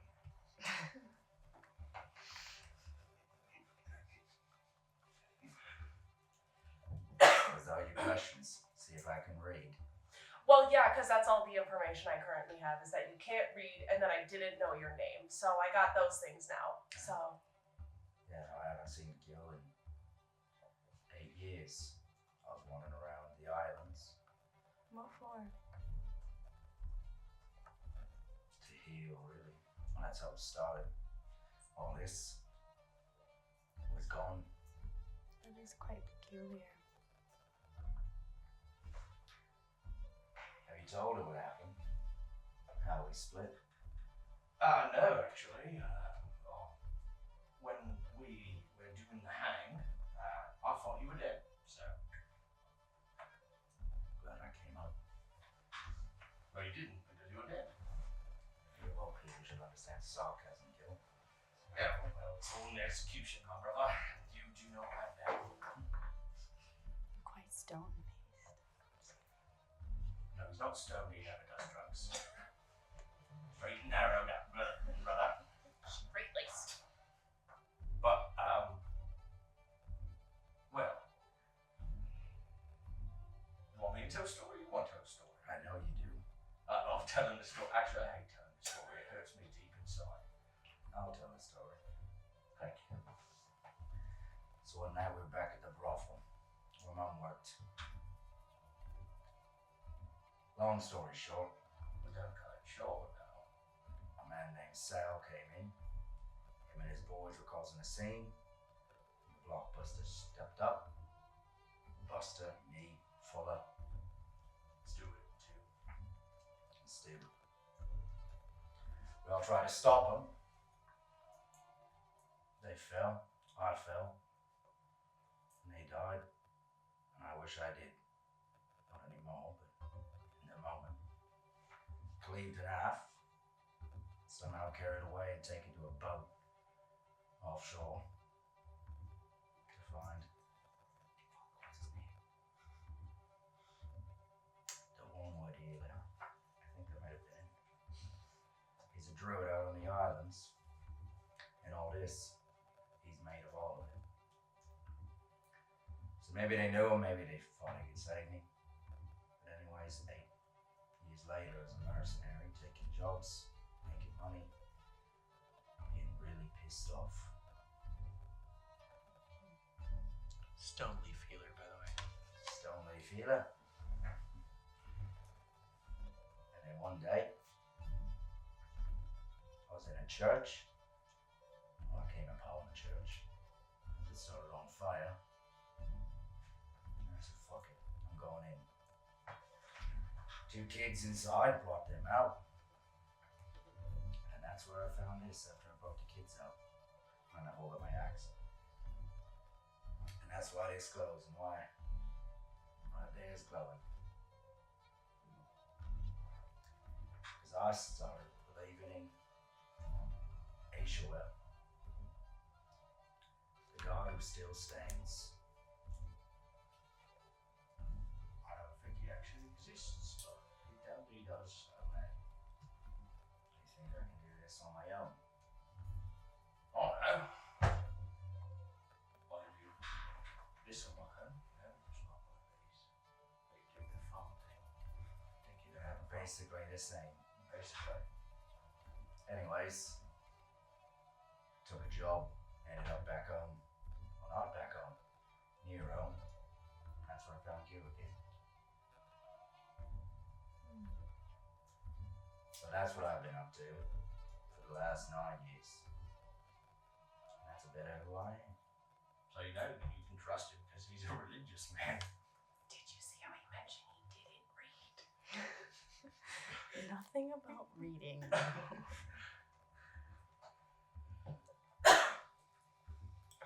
Anyway, that's all about him. What's all about you? Oh, about me? I've just been doing my thing, buying stuff, selling stuff, buying the same stuff I just sold, Oh. stealing maybe some stuff that I wanted to sell, maybe getting into some trouble with girls, you know. So it'd be like that sometime. Yeah, just been kind of wandering around, but felt like I should come to the funeral. Felt important. So, but I call myself a treasurer, but Gil, also, you're a con man. You pick up on the things that people say.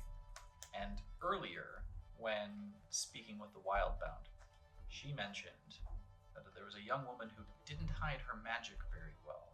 And you know, well and good, that magic is very illegal and very controlled by the Accord. Well, I think we're going to get along great, and I trust you completely because we completely share all the same hobbies. that's a solid reason. But I think you'll maybe have another hobby that maybe isn't the same hobby that I'm interested in, but maybe is a hobby that other people are interested in, whether for the better or for the worse. Lesbianism? Yeah. That's not a hobby, it's a lifestyle, alright? God, I mean, sure, your brother told me he's got a weird glowing eye. Well, I don't know. Sure. I sometimes do magic every once in a while on the side. You know, I just like to pick up some stuff when I'm wandering around, finding other things and stuff, learning some different magic tricks, trying to keep it to myself, of course. Of course. But yeah. So, I have been practicing another hobby besides lesbianism. That's not a hobby, that's a lifestyle. Not the way I do it. Oh, okay, so it's really just casual, right? Very casual. Drinking is also a hobby for me, Oh. not a lifestyle. Is your magic, your secret magic that nobody knows about? She doesn't do any magic, right, Cal? Yeah, she does too. No, she does no magic. I understand how magic works. Somebody did also. Okay. Some people can't read subtext. You're just really reinforcing the fact you can't read. This is a safe space to talk about. If we're gonna get to know each other, and all I know is that she steals and just hides things, that's not very trusting, and I don't want to trust her. So yes, this is a safe space to start sharing these things. Is the magic hot or cold or like punch in the face or like a little bit easy, breezy, beautiful? Well, it Cover is- girl? Yeah, I do learn magic specifically to make my hair look good because it's important to me. You know, for my other She's hobbies. always on the road. You Yeah, know? for my other hobbies. That's why I wear a hat. There. But I do learn some punchier magic just because, you know, it is illegal. So just in case I need to protect myself. So you punching with it? Kinda, yeah. Oh, okay. She punching with her magic. You want to show us something? Sure. I would feel that this place would be a safe space to explore that. 100%. Okay. Yeah. 100%. And I also do, like, yeah, one of my experiences like sleight of hand magic. Well- but if we're, yeah. Let me ask you a question to answer that question before we jump into this. How paranoid is Cal? Not. Because like having spent time out in the Velavar Islands, that's not super Accord territory. You know, it's still a little bit of Wild Westy over there. But anytime that you would have spent in Velcathar, Velthassa, anything like the main sort of like strongholds of the Accord, you basically are always under scrutiny. So right now you're on Velcathar. You are, you know, maybe a couple hundred, maybe 1,000 kilometers away from the capital city. Granted, giant mountain range in between the two of you. Would he think this is a safe place? Yeah. Knowing that, like, the rest of, like, the circles here. Okay. Then I guess I'll do a little bit of magic. I don't know. I don't know what kind of magic I'd be doing. If it's an attack, you hit me. Yeah, but you already kind of think I'm shady, so I don't really want to hit you. You've got your prestidigitation. Right. So then, obviously, as I just said, I do some magic to make my hair look good. Prestidigitation to make myself look better, I guess. More put together. Like I wasn't drinking from very strong alcohol and a little bit maybe soberer. Yeah, make myself look a little more put together. What? Can you make my arm look like an arm? What does your magic look like, actually, before we get to that? As you cast, like, does it have a color? Does it have a smell? Do you, like, how do you cast as far as, like, gestures, words? I think if she's trying to be, like, do regular magic and not care if she gets caught, she's doing, like, full, like, hand movements, and it's maybe, like, a little bit green, just, like, around her fingers, but if she's trying to hide it, she's, like, just, like, I'm not doing anything. So you would see Aldra make a couple of hand gestures that mean nothing to you, and then there's a little bit of green at her fingertips, and then starting from the roots of her hair going down. Like, it's just sort of like... Frizz disappeared. Yeah. Eyes less bloodshot. Yeah, just a little more put together. Wow. Yeah. That's really cool. Appreciate it. Yeah, I don't know if I could make your arm look like it's. Oh, yeah, I know. Yeah. I'll change it. Yeah. I just haven't seen my hand in 9 years. Could I try and make his arm look normal? Like, Yeah.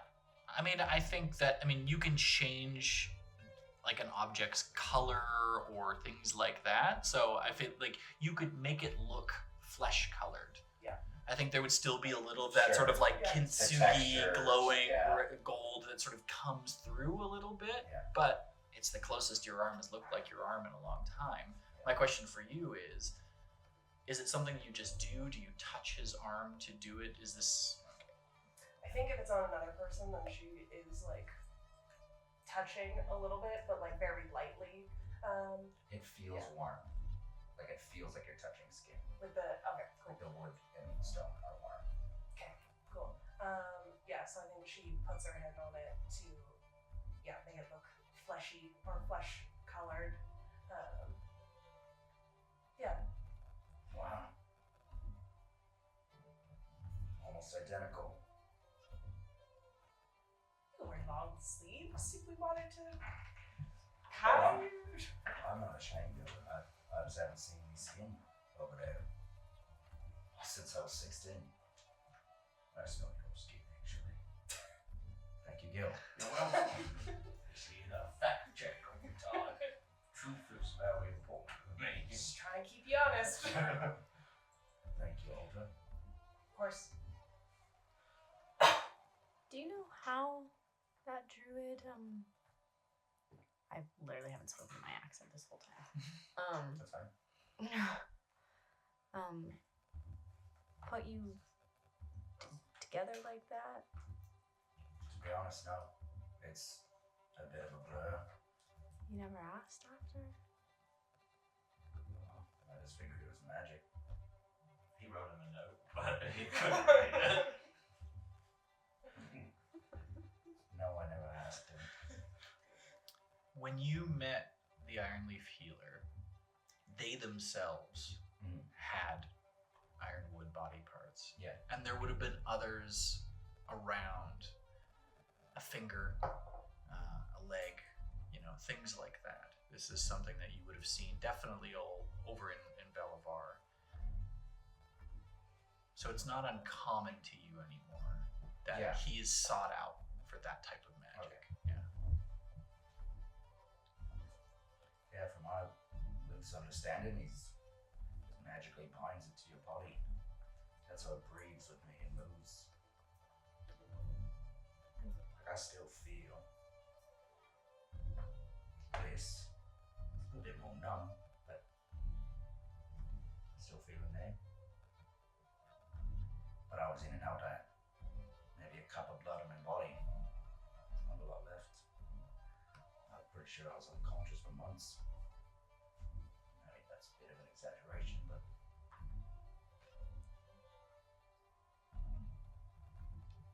what about you? The daughter of Alara, granddaughter of Alara. What do you do?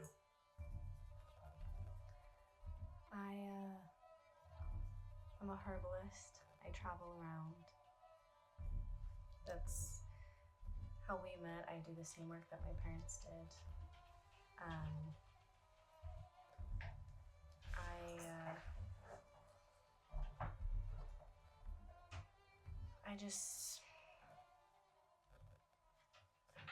I don't really like going anywhere else. Where I'm from, it's really important to me. And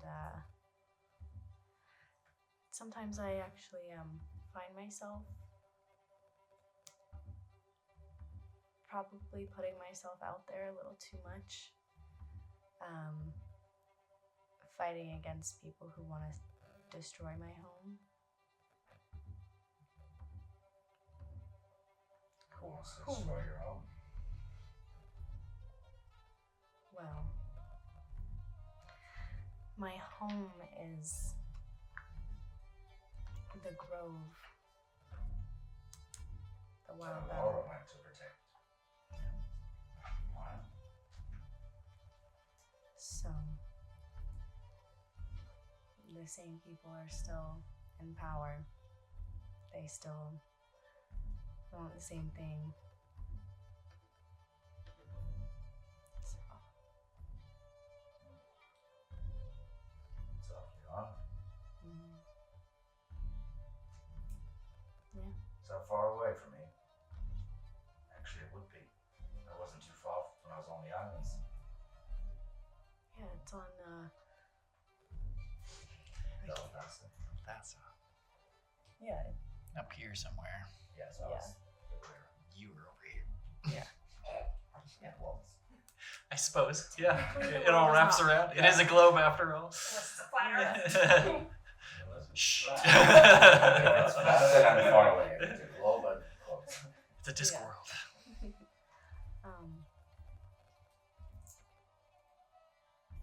what did you ask me? What do you do? Just a little demonstration of your skills? Like my talking skills? Like Whatever my you're best at. What are you bringing to the table? The four of us are going to save the world. She can make us all look real nice. Who can talk everybody to death? I can talk them to death and to death. I can. Just in case. I can't remember what I can. Oh yeah. Oh, I did forget. Something you can read. It's a new RPG that we're playing when I'm like, let me get the book because I need to remember too. Also, mechanically speaking, for anybody who's watching and interesting, Cal's ironwood is how we're doing clanks in this campaign frame. So he's part clank, so he is part ironwood. But there are full ironwoods out there.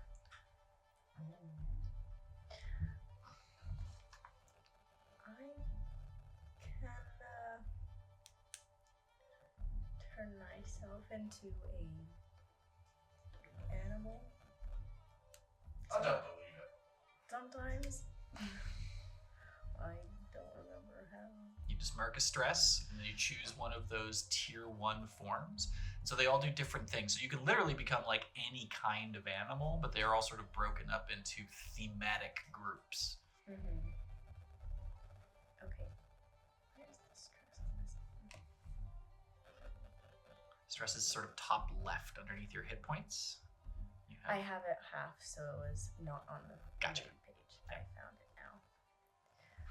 Would you like to see it? Absolutely. Do you have a specific animal type? Or will just anything do? What kind of animal do I remind you of? Nice, bringing those questions in. Full circle. You are a honey badger. Oh, what? You've never heard of a honey badger? I don't think so. I actually don't know what they look like, but Are you going to turn into one? I don't know what friggin' class there would be. I wish it would just list all of them. It's like etc. Well, yeah, because I mean, like, so as a druid doing your beast shape form, you get a couple of different, types and everything else like that you can turn into. So I would say, is a tier 1. Let's see, let's go. Beast form options, tier 1. They would probably be, of all of those, probably a pack predator would be the stat type that you could do.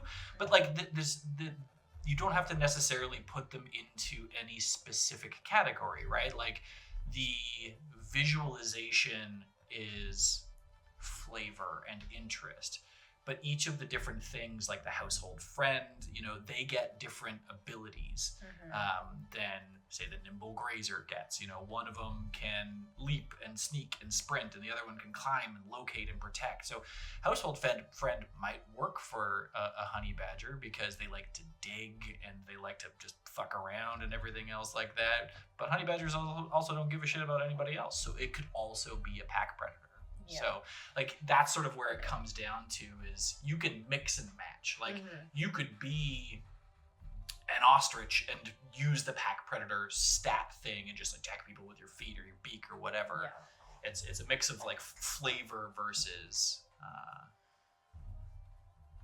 mechanics. Okay. Well, I guess I will turn into a honey badger. I'm gonna look up what they look like right now. Badgers, they look sick. Yeah, honey badgers. They're cute. They're like tiny bears. Kind of like bears, but like with otter faces almost. Otter Kind of, faces yeah. and skunky stripes. Also, Yeah. they have claws like this. Yeah. Yeah, they're good This diggers. is a baby honey. Oh, my screen Oh, is we so got so many small. badgers But on our farm. anyway, Scary. that's what I'm turning into. Oh, yeah. What does it look like when Ayla transforms? Is it like a Sailor Moon magic girl transformation, or is it like werewolfy where like your body literally contorts and changes? Like, what does her magic look like as she shifts into her beast form?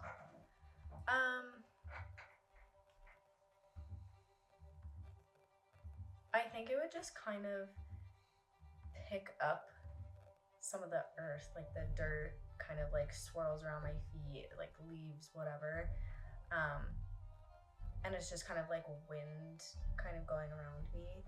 And then I just kind of have like... It's the elements whipping up around your body, and then like when it calms down, you are whatever it was. Yeah. So you all sort of like pull away as this wind whips up, and the fire in the middle of your gathering sort of like flares up for a second, and there's like dirt and stuff that's whipping your, and then like as it calms down, where Ayla was is now just this honey badger. Holy shit. Now, do you think that's her, or did the lights kind of blind us from her when she's behind a tree somewhere or something? You can speak in your animal form. What? It's me. Oh, shit! Well, That is weird. that's very cool. That is very cool. So that's kind of what I do. Wow. Can you turn into things that are animals? You would know that your grandmother can turn into very majestic creatures, but she's quite a bit older and stronger than you are. Yeah. All beasts and monsters and things like that. You can't turn into a table, but Yeah. Not like inanimate objects. And I definitely can't. But my lovely grandmother can turn into some of the most outstanding creatures. That sounds pretty fucking cool. That's for sure. It is. I can't turn into any animals. Well, I Tell think me what you can do then, Gil. Me? Yeah, pass him the talking stick. Well, I can do a couple things. not pronounce yours. I could do something that everybody notices, or I could do things that only one person notices. So I'll figure that. Depends if everyone wants to see it, or if one person wants to see it, and everyone just has to believe what happened. Which one's cooler? Wait, what? Oh, whatever. Let me think. Okay, 1 second. And I'll just whisper to Cal.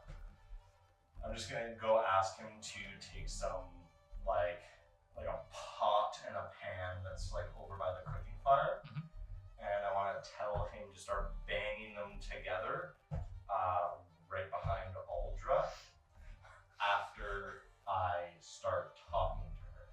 Okay. Okay. Am I sneaky? You don't have to. No. Okay, yeah. Like the moment you stand up, so I'm just gonna use like my enrapture. Nice. So I will. So go ahead. Make Go a spellcasting Yeah, roll. make a spellcast roll, 12 with hope. which I believe is it's also adds your finesse for you. I think Yeah, that's your so spellcasting 14, stat. Yeah, this is my spellcasting stat. Okay. That's an interesting thing. I don't know how it would PvP. I guess it would just be against your evasion. So what's your evasion? Unless it says. Does it say it's against anything particular? No, it's just a success. So yeah, we'll call it against your evasion because usually it would be against a creature's difficulty. Yeah. My evasion's 11. So it happens. Yep. So I'm just. And it's a hope, so mark a hope. Oh, perfect. Yeah, so I'm just gonna start like. Alright, so there was this one time, you see, me and my boy Shoebox, we were down by the river, and he said that there was trout in the river, and I said, there's no fucking way there's any trout in this river. It's full of all sorts of things. People are pissing, they're pooing, they're doing all sorts of things in the river. Trout don't like those sort of things. There's no trout in the river. And he says, I'll show you. So he tosses his net in the river and hoists it back in. You would not believe this trout that comes out of it. It's got 3 eyes, okay? But you know the trout's eyes are normally on the side. This one, all 3 eyes are just right in the middle. 1, 2, 3, like a little tree. And they all look at us, all right? They're looking at us at the same time. So it's like me and my boy Shoebox. So there's 1 on Shoebox and 2 on me.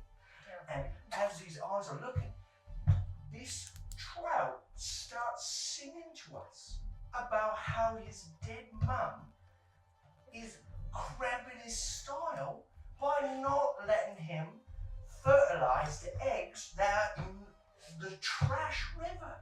She says that he's got to go to another river, but it's a trash river that he says got the best ladies in it, alright?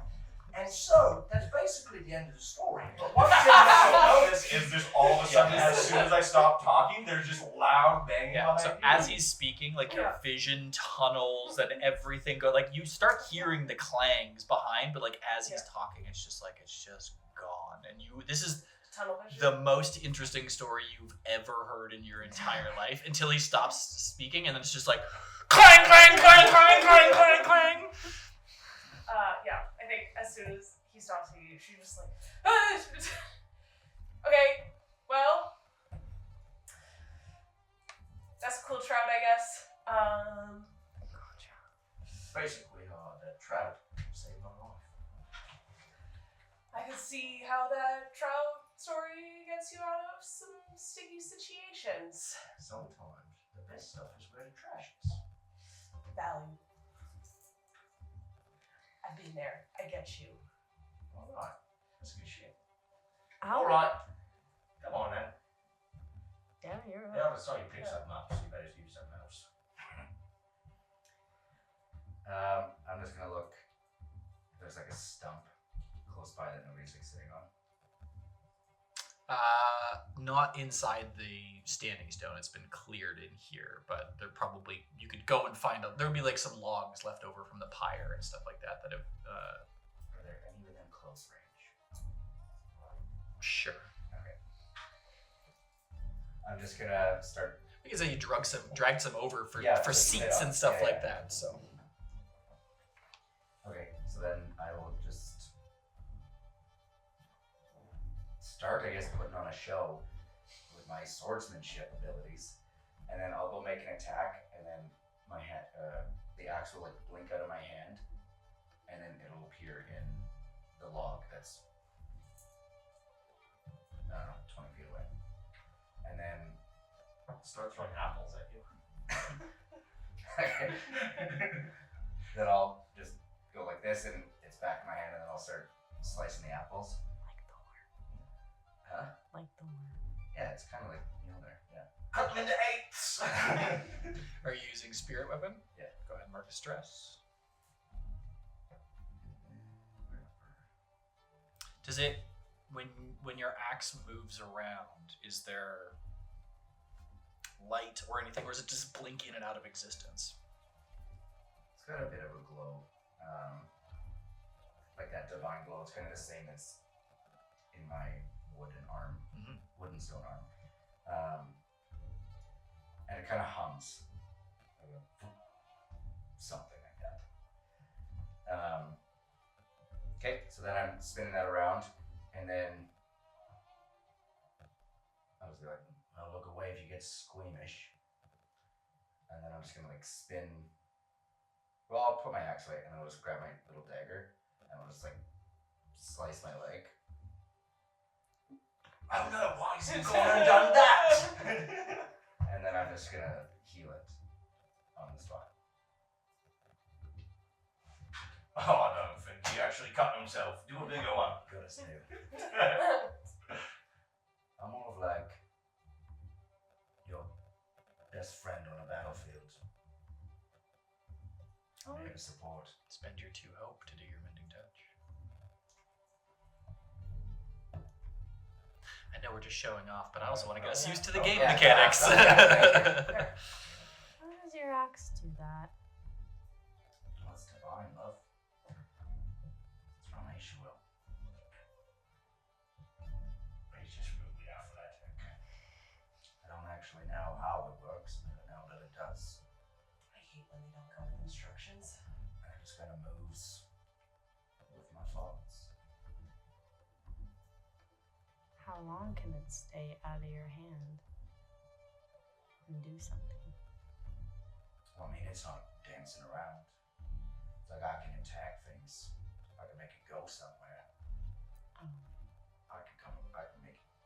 Actually, I don't think it does say how long it stays away. I think it says. It can fly from your hand to an attack an adversary within close range. And so close range is like within 15 feet or 10 to 30 feet away. So it's like very close is close, like 5-10 feet. Then there's 15 to 30 feet, and then it goes on from there. But yeah, you could literally like throw it at something far away, and then just it returns back to your hand. Yeah. So it gives you ranged attack with a melee weapon. And I can add a mark of stress, so I could throw it at an attack, mark of stress to Bounce it to somebody else. and Yeah. then bring it back. Yep. Okay, I'm gonna mark 2 stresses, and I'm gonna say I did that with 2. Yeah. logs. 2 logs. Just. Yeah.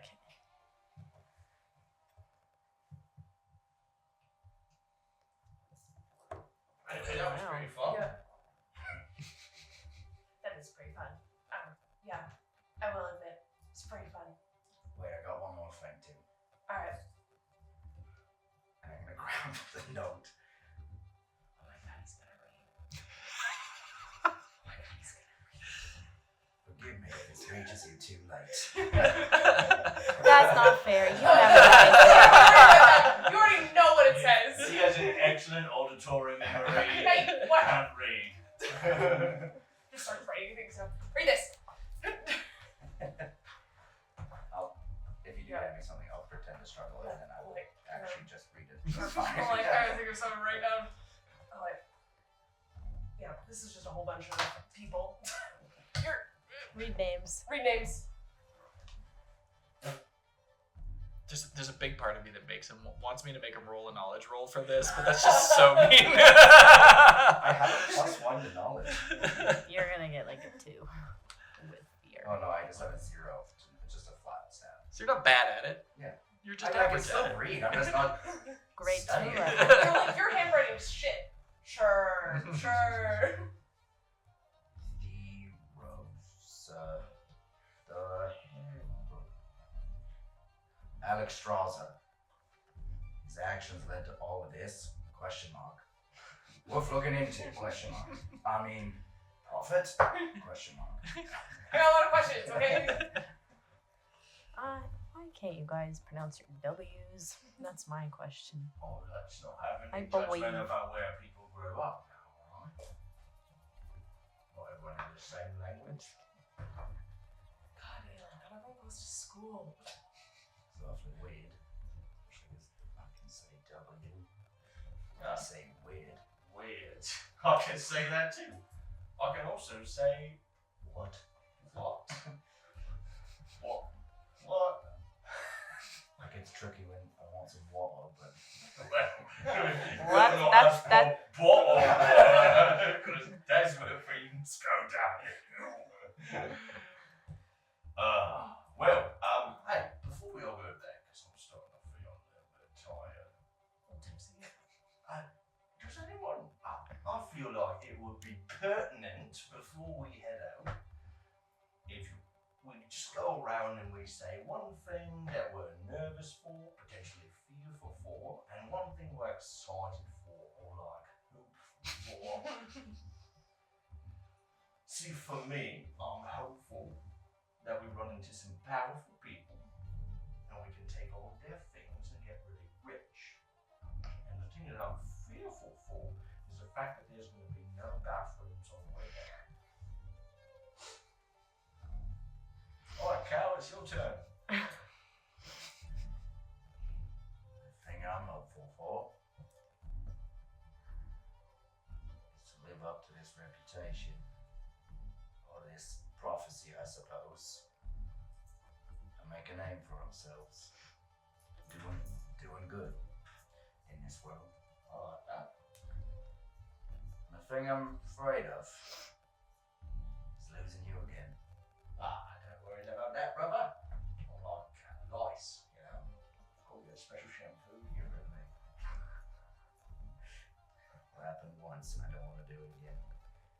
It's true, that shampoo is expensive.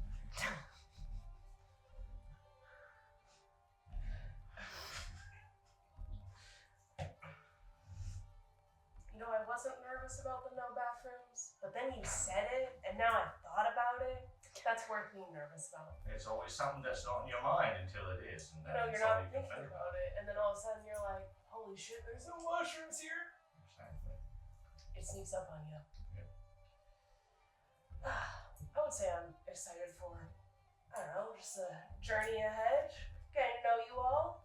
And also, I guess I'm a little bit nervous about trying to be careful with my magic, as we, it is illegal, so hush hush, all that fun stuff. I'll be fine. Yeah, Yeah, it'll be fine. it'll be fine. I'm more worried about the bathrooms now. Sorry about that. Yeah, thank you. I should have gone last. Shut up. I should have saved you a couple seconds. What about you, Puddles?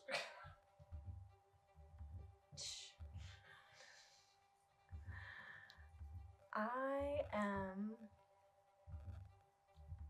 hopeful and excited just to do something, to feel like I'm doing actual work. I'm nervous about dying, not because I'm afraid to die, but because my grandma was so... I've never seen her the way she was today. And I don't want to be the one to cause her that again. So.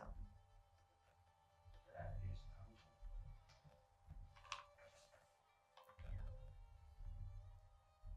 With that, you all settle in for a night's rest. You can clear your stress if you like. We'll do a proper long rest or whatever next time, just to walk through those mechanics. But I think that's a great place to end for tonight. So, thank you all for watching. We are Archives of Elsewhere. Tyler, Ben, Zoe, Haven, and I guess me, Dave. Thanks for joining us on this Daggerheart journey. We're gonna see where it takes us. Thanks for dealing with our stumbles, our tech issues, and our learning the game. We appreciate it. Have a good night, and learn to read. You're out now. Sorry.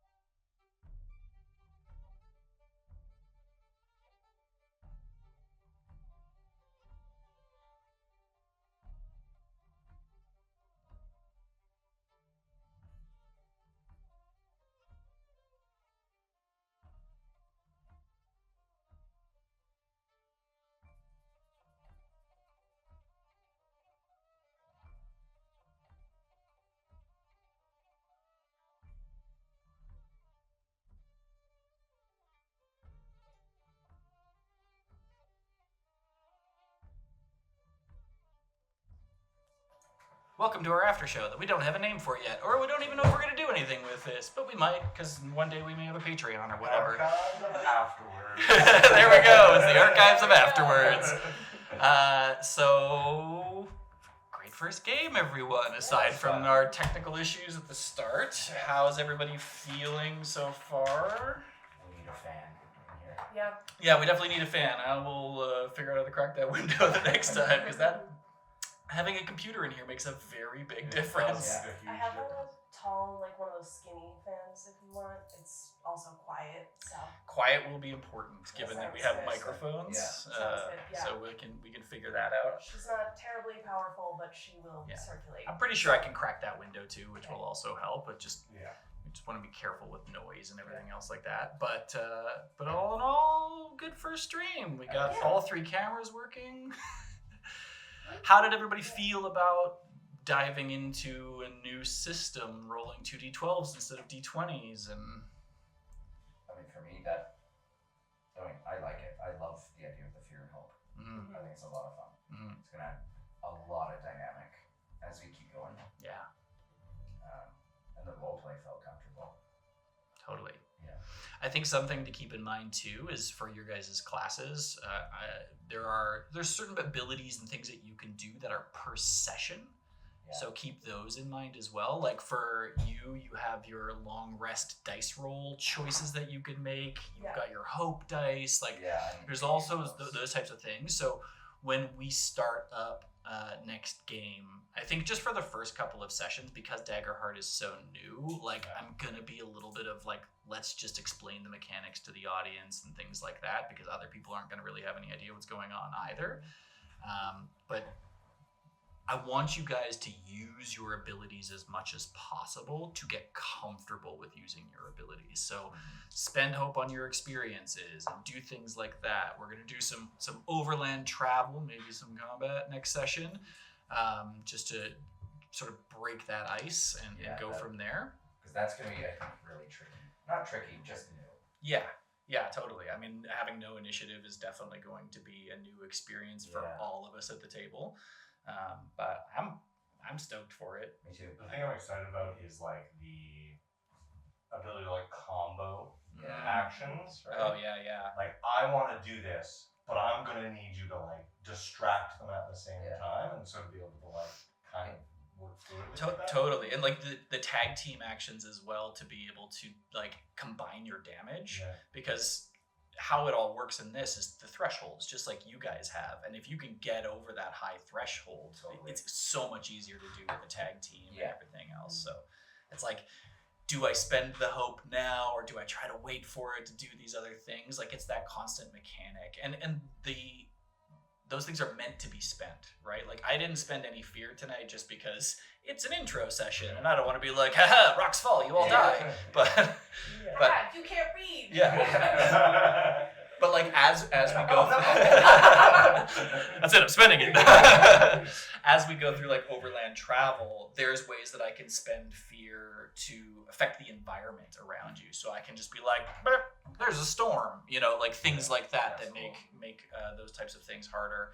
And also we're going to get into group roles next game, and how group roles work in Daggerheart is you choose a leader who's ever going to lead the group role. Usually it's the person who's the best at whatever the thing is. Everybody else makes the same roll, and you're trying to hit the DC. So let's say you guys are trying to sneak past a bear. You would say, okay, Gil's probably got the best finesse, so he's going to lead it. I'm going to set the DC at a 13. Each of you would make a finesse roll. If you get above a 13, Gil gets a +1. If you get below a 13, Gil gets a -1. And so it increases or decreases his chance of success. That's cool. Yeah. I like that a lot. Yeah, that's really cool. Yeah. So it'll be interesting playing with these types of mechanics. I'm probably gonna be pretty mechanic heavy for the first few games, just to get us all really comfortable with it. Yeah, because I have no idea what the hell's going on. Yeah, but it's like read through your character sheets. Demiplane's super great just for being able to click on things and see the rules and everything else like that. And like burn your resources. Like when you're traveling, like you could use a beast form to scout or do things like that to be unseen as you're moving through the mountains and everything else like that. And you have magic and all of these different types of things to just lean into. And we can swap out our stuff much more fluidly than like traditional spell books, right? Yeah, I mean, essentially how it works is at any point in time you can have 5 abilities in play, and then you have a vault. So everything else is in your vault, and you can spend stress to bring things out of your vault. Some things cost no stress to swap out, but then other things might, like, you took the wrong spells today for an encounter. You're like, I'm gonna spend the 2 stress. I'm gonna switch my spells out or whatever and do that, which is pretty great. Yeah. Otherwise, it's long rest, right? Otherwise, it's a long rest. Yeah, on long rest, you can do it for free. You can swap anything out on a long rest for free. Do we have those Seaborn cards? I mean, I can just do it on my app, but it's going to be a better visual. Yeah. If anybody's missing a card and they want a card, I can definitely find it. The only one that I don't have is that the spell. Yeah, I can just use the app for that one. Seaborn. Just because that one, I can use my tokens. Yeah, you get the fear tokens and things like that. So there's a Seaborn. Right now it's only there's 2 of each of the communities. If anybody wants theirs, you're Slyborn? There's a Slyborn if you want it. You're Wanderborn. Yep. There's a Wanderborn. Keep an eye on it. Zoe, you were Wildborn. Yeah. Okay. Next Wildborn for you. But yeah, I would definitely say, like, this game is meant to be played with tokens and cards and all the rest of those types of things. And Demiplane makes it a little bit easier, but, like, I find, having the tactile stuff is going to be super helpful. And look through your character sheets as well and figure out aesthetically how everything looks. Like, I'm going to ask you guys if you don't volunteer the information, but, like, it's a really great way to have character flavor. Is like, what does your magic look like? What does this specific spell look like? Because all of that is flavor, and flavor is free. Like, you have Flame Strike. It doesn't have to be fire. Yeah. It could be anything, that does the same mechanical effect, because Daggerheart doesn't have fire damage or cold damage or whatever. It's just magic damage or physical damage. Right. So you could say, it's like, oh, my wild flame for my Book of Typhar is actually a lightning storm or whatever. Like, it can be anything. Lean into that type of stuff and really make your characters your own, because this system is built for that, which I think is great. Mm-hmm. Like, it's dumbed down in mechanics enough to make that type of flavor so interesting. It makes everything really unique. Yeah, and that's, like, I think that's one of my favorite things about it, is your characters really become your characters. And also keep in mind too, when we hit level 2 at some point in time in the far future, because there's only 10 levels, so we're not going to be leveling terribly quick. But when you hit level 2, you guys immediately go into tier 2 play. And every time you go up a tier, you can add new experiences. So as you're playing your characters, think about the types of things that they're constantly doing or learning or whatever, because you will eventually be able to add a new experience for that. So that's something that is, like, good to keep in the back of your mind or whatever. So when you get to the level up, you're not like, oh, fuck, I don't know what to do. Like we all did in session 0, because we've never dealt with experiences before. But I liked your hope and fear talk at the end. Something that Abby and I always do is we talk about roses and thorns, things you liked, things that felt like bad. And this doesn't have to be like a negative, but do you guys have any roses and thorns from this session? I'll go first because I put myself on the spot. I think my rose was getting myself to cry as your grandmother. Yes. Did not see that coming. Apparently I could go to Hollywood. But yeah, I think that was good. I definitely think my thorn is just like the uncomfortableness of like a new session and new lore and like forgetting my own lore because I'm so stressed out about being on camera. I'm like, I have forgotten all of the Circle of Six's names, and I'm like going through my notes. I'm like, what the fuck is this guy's name? Oh, it's Jareth Tell. Okay, yeah. But that was definitely my thorn for the session. Anybody else? I think both my rose and thorn is that I was like, since I'm new, because I've never played D&D at all. You did fantastic, by the way. Thanks. You did. Appreciate it. Is that it was a little bit like, well, since nobody else knows what they're doing, it's a little bit more comfortable. Since it's new to everyone, then I'm like, nice. Now nobody knows what they're doing, so it's a little easier. But I was also like, what the fuck am I doing? I was very impressed with your ability to just, like, you just put yourself out there and jumped in, which is great, because that's a very scary thing to do. You were the first one to talk. Yeah. Yeah. I felt pretty good about it, and then I talked to the big scary dragon guy, and I was like, never mind. How do you get yourself out of a situation? My entire character motivation for Jareth Tell, by the way, Roy Kent from Ted Lasso. Oh yeah. Oh yeah. He very specifically like reminds me of my grandfather. I'm like, I think he's nice. He's very stoic, so he scares the shit out of me, and he's got huge meat mitts. Yeah. I think my rose was just finally bringing Gilligan to life, because for me he's like the type of character that has like, I've got so many ideas for him, but until I actually got to like pull him out, it was tough to decide on what was what. Now I've got like a better feel for him. Mm-hmm. I don't know if I had a thorn. I had a great time tonight. I thought it was amazing. Yeah. I feel like Such a cop out. if anything, my life is thorn great. is myself, that I feel like I was too much of a little brother to Cal. I was trying to lean into that super hard, just to be like the annoying little brother, but I was definitely having these like, I pushed it too far. From my side, I definitely did not feel that. Like, I thought it was a fun dynamic. Definitely, I felt like you were pissing Tyler off more than you were pissing Cal off. Yeah. I have a younger brother. I know what it's like. No, for that though, Cal was more like reserved for just like the space we were in. But that's like even after like when I left talking to the Shield, I was like, oh yeah, he's smiling, he's laughing, he's like he's giddy. It's like, that's totally keep going, because if Cal gets pissed off, or if I get pissed off, then I'll get Cal to punch Gil or something. I don't know. We'll just start wrestling. I don't know. I'll use my evasion to make sure I don't get it. But no, like that's exactly what I've lived my life doing. So I know. Yeah, I'm very comfortable. So. Yeah, no, I liked it. My Rose I think actually my Rose and Thorn were role playing. Rose, in the sense that like we all did just jump in. Mm-hmm. And I wouldn't even really say it was the Thorn, but since it was the first, like it definitely was choppy. Oh, it was 100% But it's like clunky. we're all like it's our first session with these characters. We're trying to figure it out. We're all trying to remember names. Like I forgot my fucking mother's name.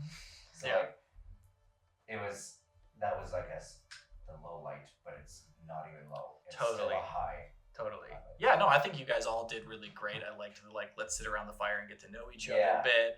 And there's going to be more time for that as we're like trekking through wilderness for a couple of sessions and things like that. Just like it takes a little while to get comfortable in the skin of a new character, but then also in the world and like remembering all this shit. And I think that was also kind of nice for me, is I was like, I don't know anyone, so I don't have to remember anyone's names. Yeah, you can relearn it. Writing this person's name down. Yeah. What was your name? everybody's just staring at Zoe. Dang it. This is why you never go last. I can stall for you. He's got a story about a My trout. My other rose was that trout story I made up. I thought that was very slick, because I'm like, what is a syndicate rogue going to do to show his powers? I had no idea what was going on the whole I time. just kept going because I I was was- so impressed with the story. Yeah, I was I was Is set your up truck- like you're talking to me, but you're I wanted to interject and talk about the tunnel vision and everything else like that. I'm like, I can't interject and talk about the mechanics of this until it's over. You We did just gotta let it You ride. did it Yeah, yourself. already Yeah, was you like- already. I was What was the casting an rapture in real life. Like I broke contact once to look at you, and I was like, I am so confused right now. Like I am like into it. Like, no, that was good. My thorn is how much Gil talks. That's fair. I mean, we definitely have the party face, the party tank. We've got a wizard, and then we've got the sneaky magical druid. Like, I think it's a really good blend of characters that you guys have put together. There's a lot of like, we've got knowledge, we've got presence, we've got finesse, we've got strength, and what's your other main stat? It's like mostly big strong boy. Instinct? I think we both Oh, have good. these. Big strong. Yeah, This I can't have read. 2 to strength, 1 to presence, 1 to instinct. Yeah. So I think it's gonna be really interesting, like as we like grow and move into like social encounters versus combat encounters versus all of these different types of things. I think the other thing that I have to get used to, like as a GM, was Daggerheart rolls fucking matter. So you don't you just assume your characters are good at shit unless there's consequences that can happen. Because like there's so many times where I'm like, oh yeah, I want you to roll a perception. I want you to roll, but it's like no, in this system, it's like less rolling because otherwise I gain a million fear or you guys gain a million hope, and it just sort of throws the economy off. And so it's that sort of thing of like only ask for a roll when it has impact on the narrative. Like if Gil was going to climb up that rock and you failed with fear, like not only would that have been hilarious, but it would have been devastating for Gil. Like, I probably would have had you mark as stress because you're like, here's this member of the circle that you look up to. And I'm supposed to be good at this sort of thing. He was very embarrassed, for sure. Yeah, so it's like those types of things where it's like I have to learn to ask for less rolls, which is hard because D&D is just like, roll this, roll whatever. Roll religion. Yeah, so. That's why, like, I wasn't sure if I should roll insight. Yeah, I mean, I think. But I genuinely was confused. Like, I thought you guys were lying. That was like low. So just roll with it. Like I would say, lean into the narrative.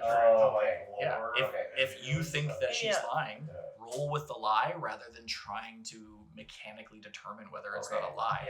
Like that's a lot of like the Daggerheart thing is like follow the narrative. And so if the narrative is like I think you're lying, don't try to break that with a dice roll. Tell the story that I'm thinking. Do you actually know him? Like I'm starting to think because then that could have led into oh yeah, she fell in a puddle and that's why I call her Puddles and all the rest of this, like that sort of thing. It just opens up doors. And it's like you didn't do a bad thing. Like it's just like it's one of those things where we're just learning the mechanics of it. I am also happy to have to slide that in there once. There was like no other time where it felt like relevant, but I was like, this is something that needs to happen because like that's our like one link. Yeah, I mean like realistically, I hope nobody asks you guys about that for like a couple of sessions so that the audience is also confused by it a little bit unless they watch this if we ever put it up on the internet. But like it's that sort of thing. It's like I love secrets and I love small character interactions and things like that. Like one of the things I'd love to start the next game with is as we like come out of that long rest is do any of you have nighttime conversations with one another? Because you have just been tasked with saving the world by somebody who failed to save the world. Like how is that weighing on you? And maybe it doesn't come up tonight. Maybe it comes up on the journey or whatever, but like think about how your character is reacting to this. Obviously in the sense of a TTRPG, it's like, yes, of course we're going to accept the plot hook and we're going to go along. But also how does your character feel about that? Because that can be great campfire talk or like as you're walking through the day, it's like, oh, I fall back and I talk with Aldra about this or whatever, and that sort of thing. Those are sweet roleplay moments. I really love those ones. Yeah. Cool. All right. Sweet. You still need to give us your rose. I was your thorn. Good memory. Good memory. No, okay. The rose was just like actually getting into it and feeling it out. My actual thorn is myself because like it's in my head so much.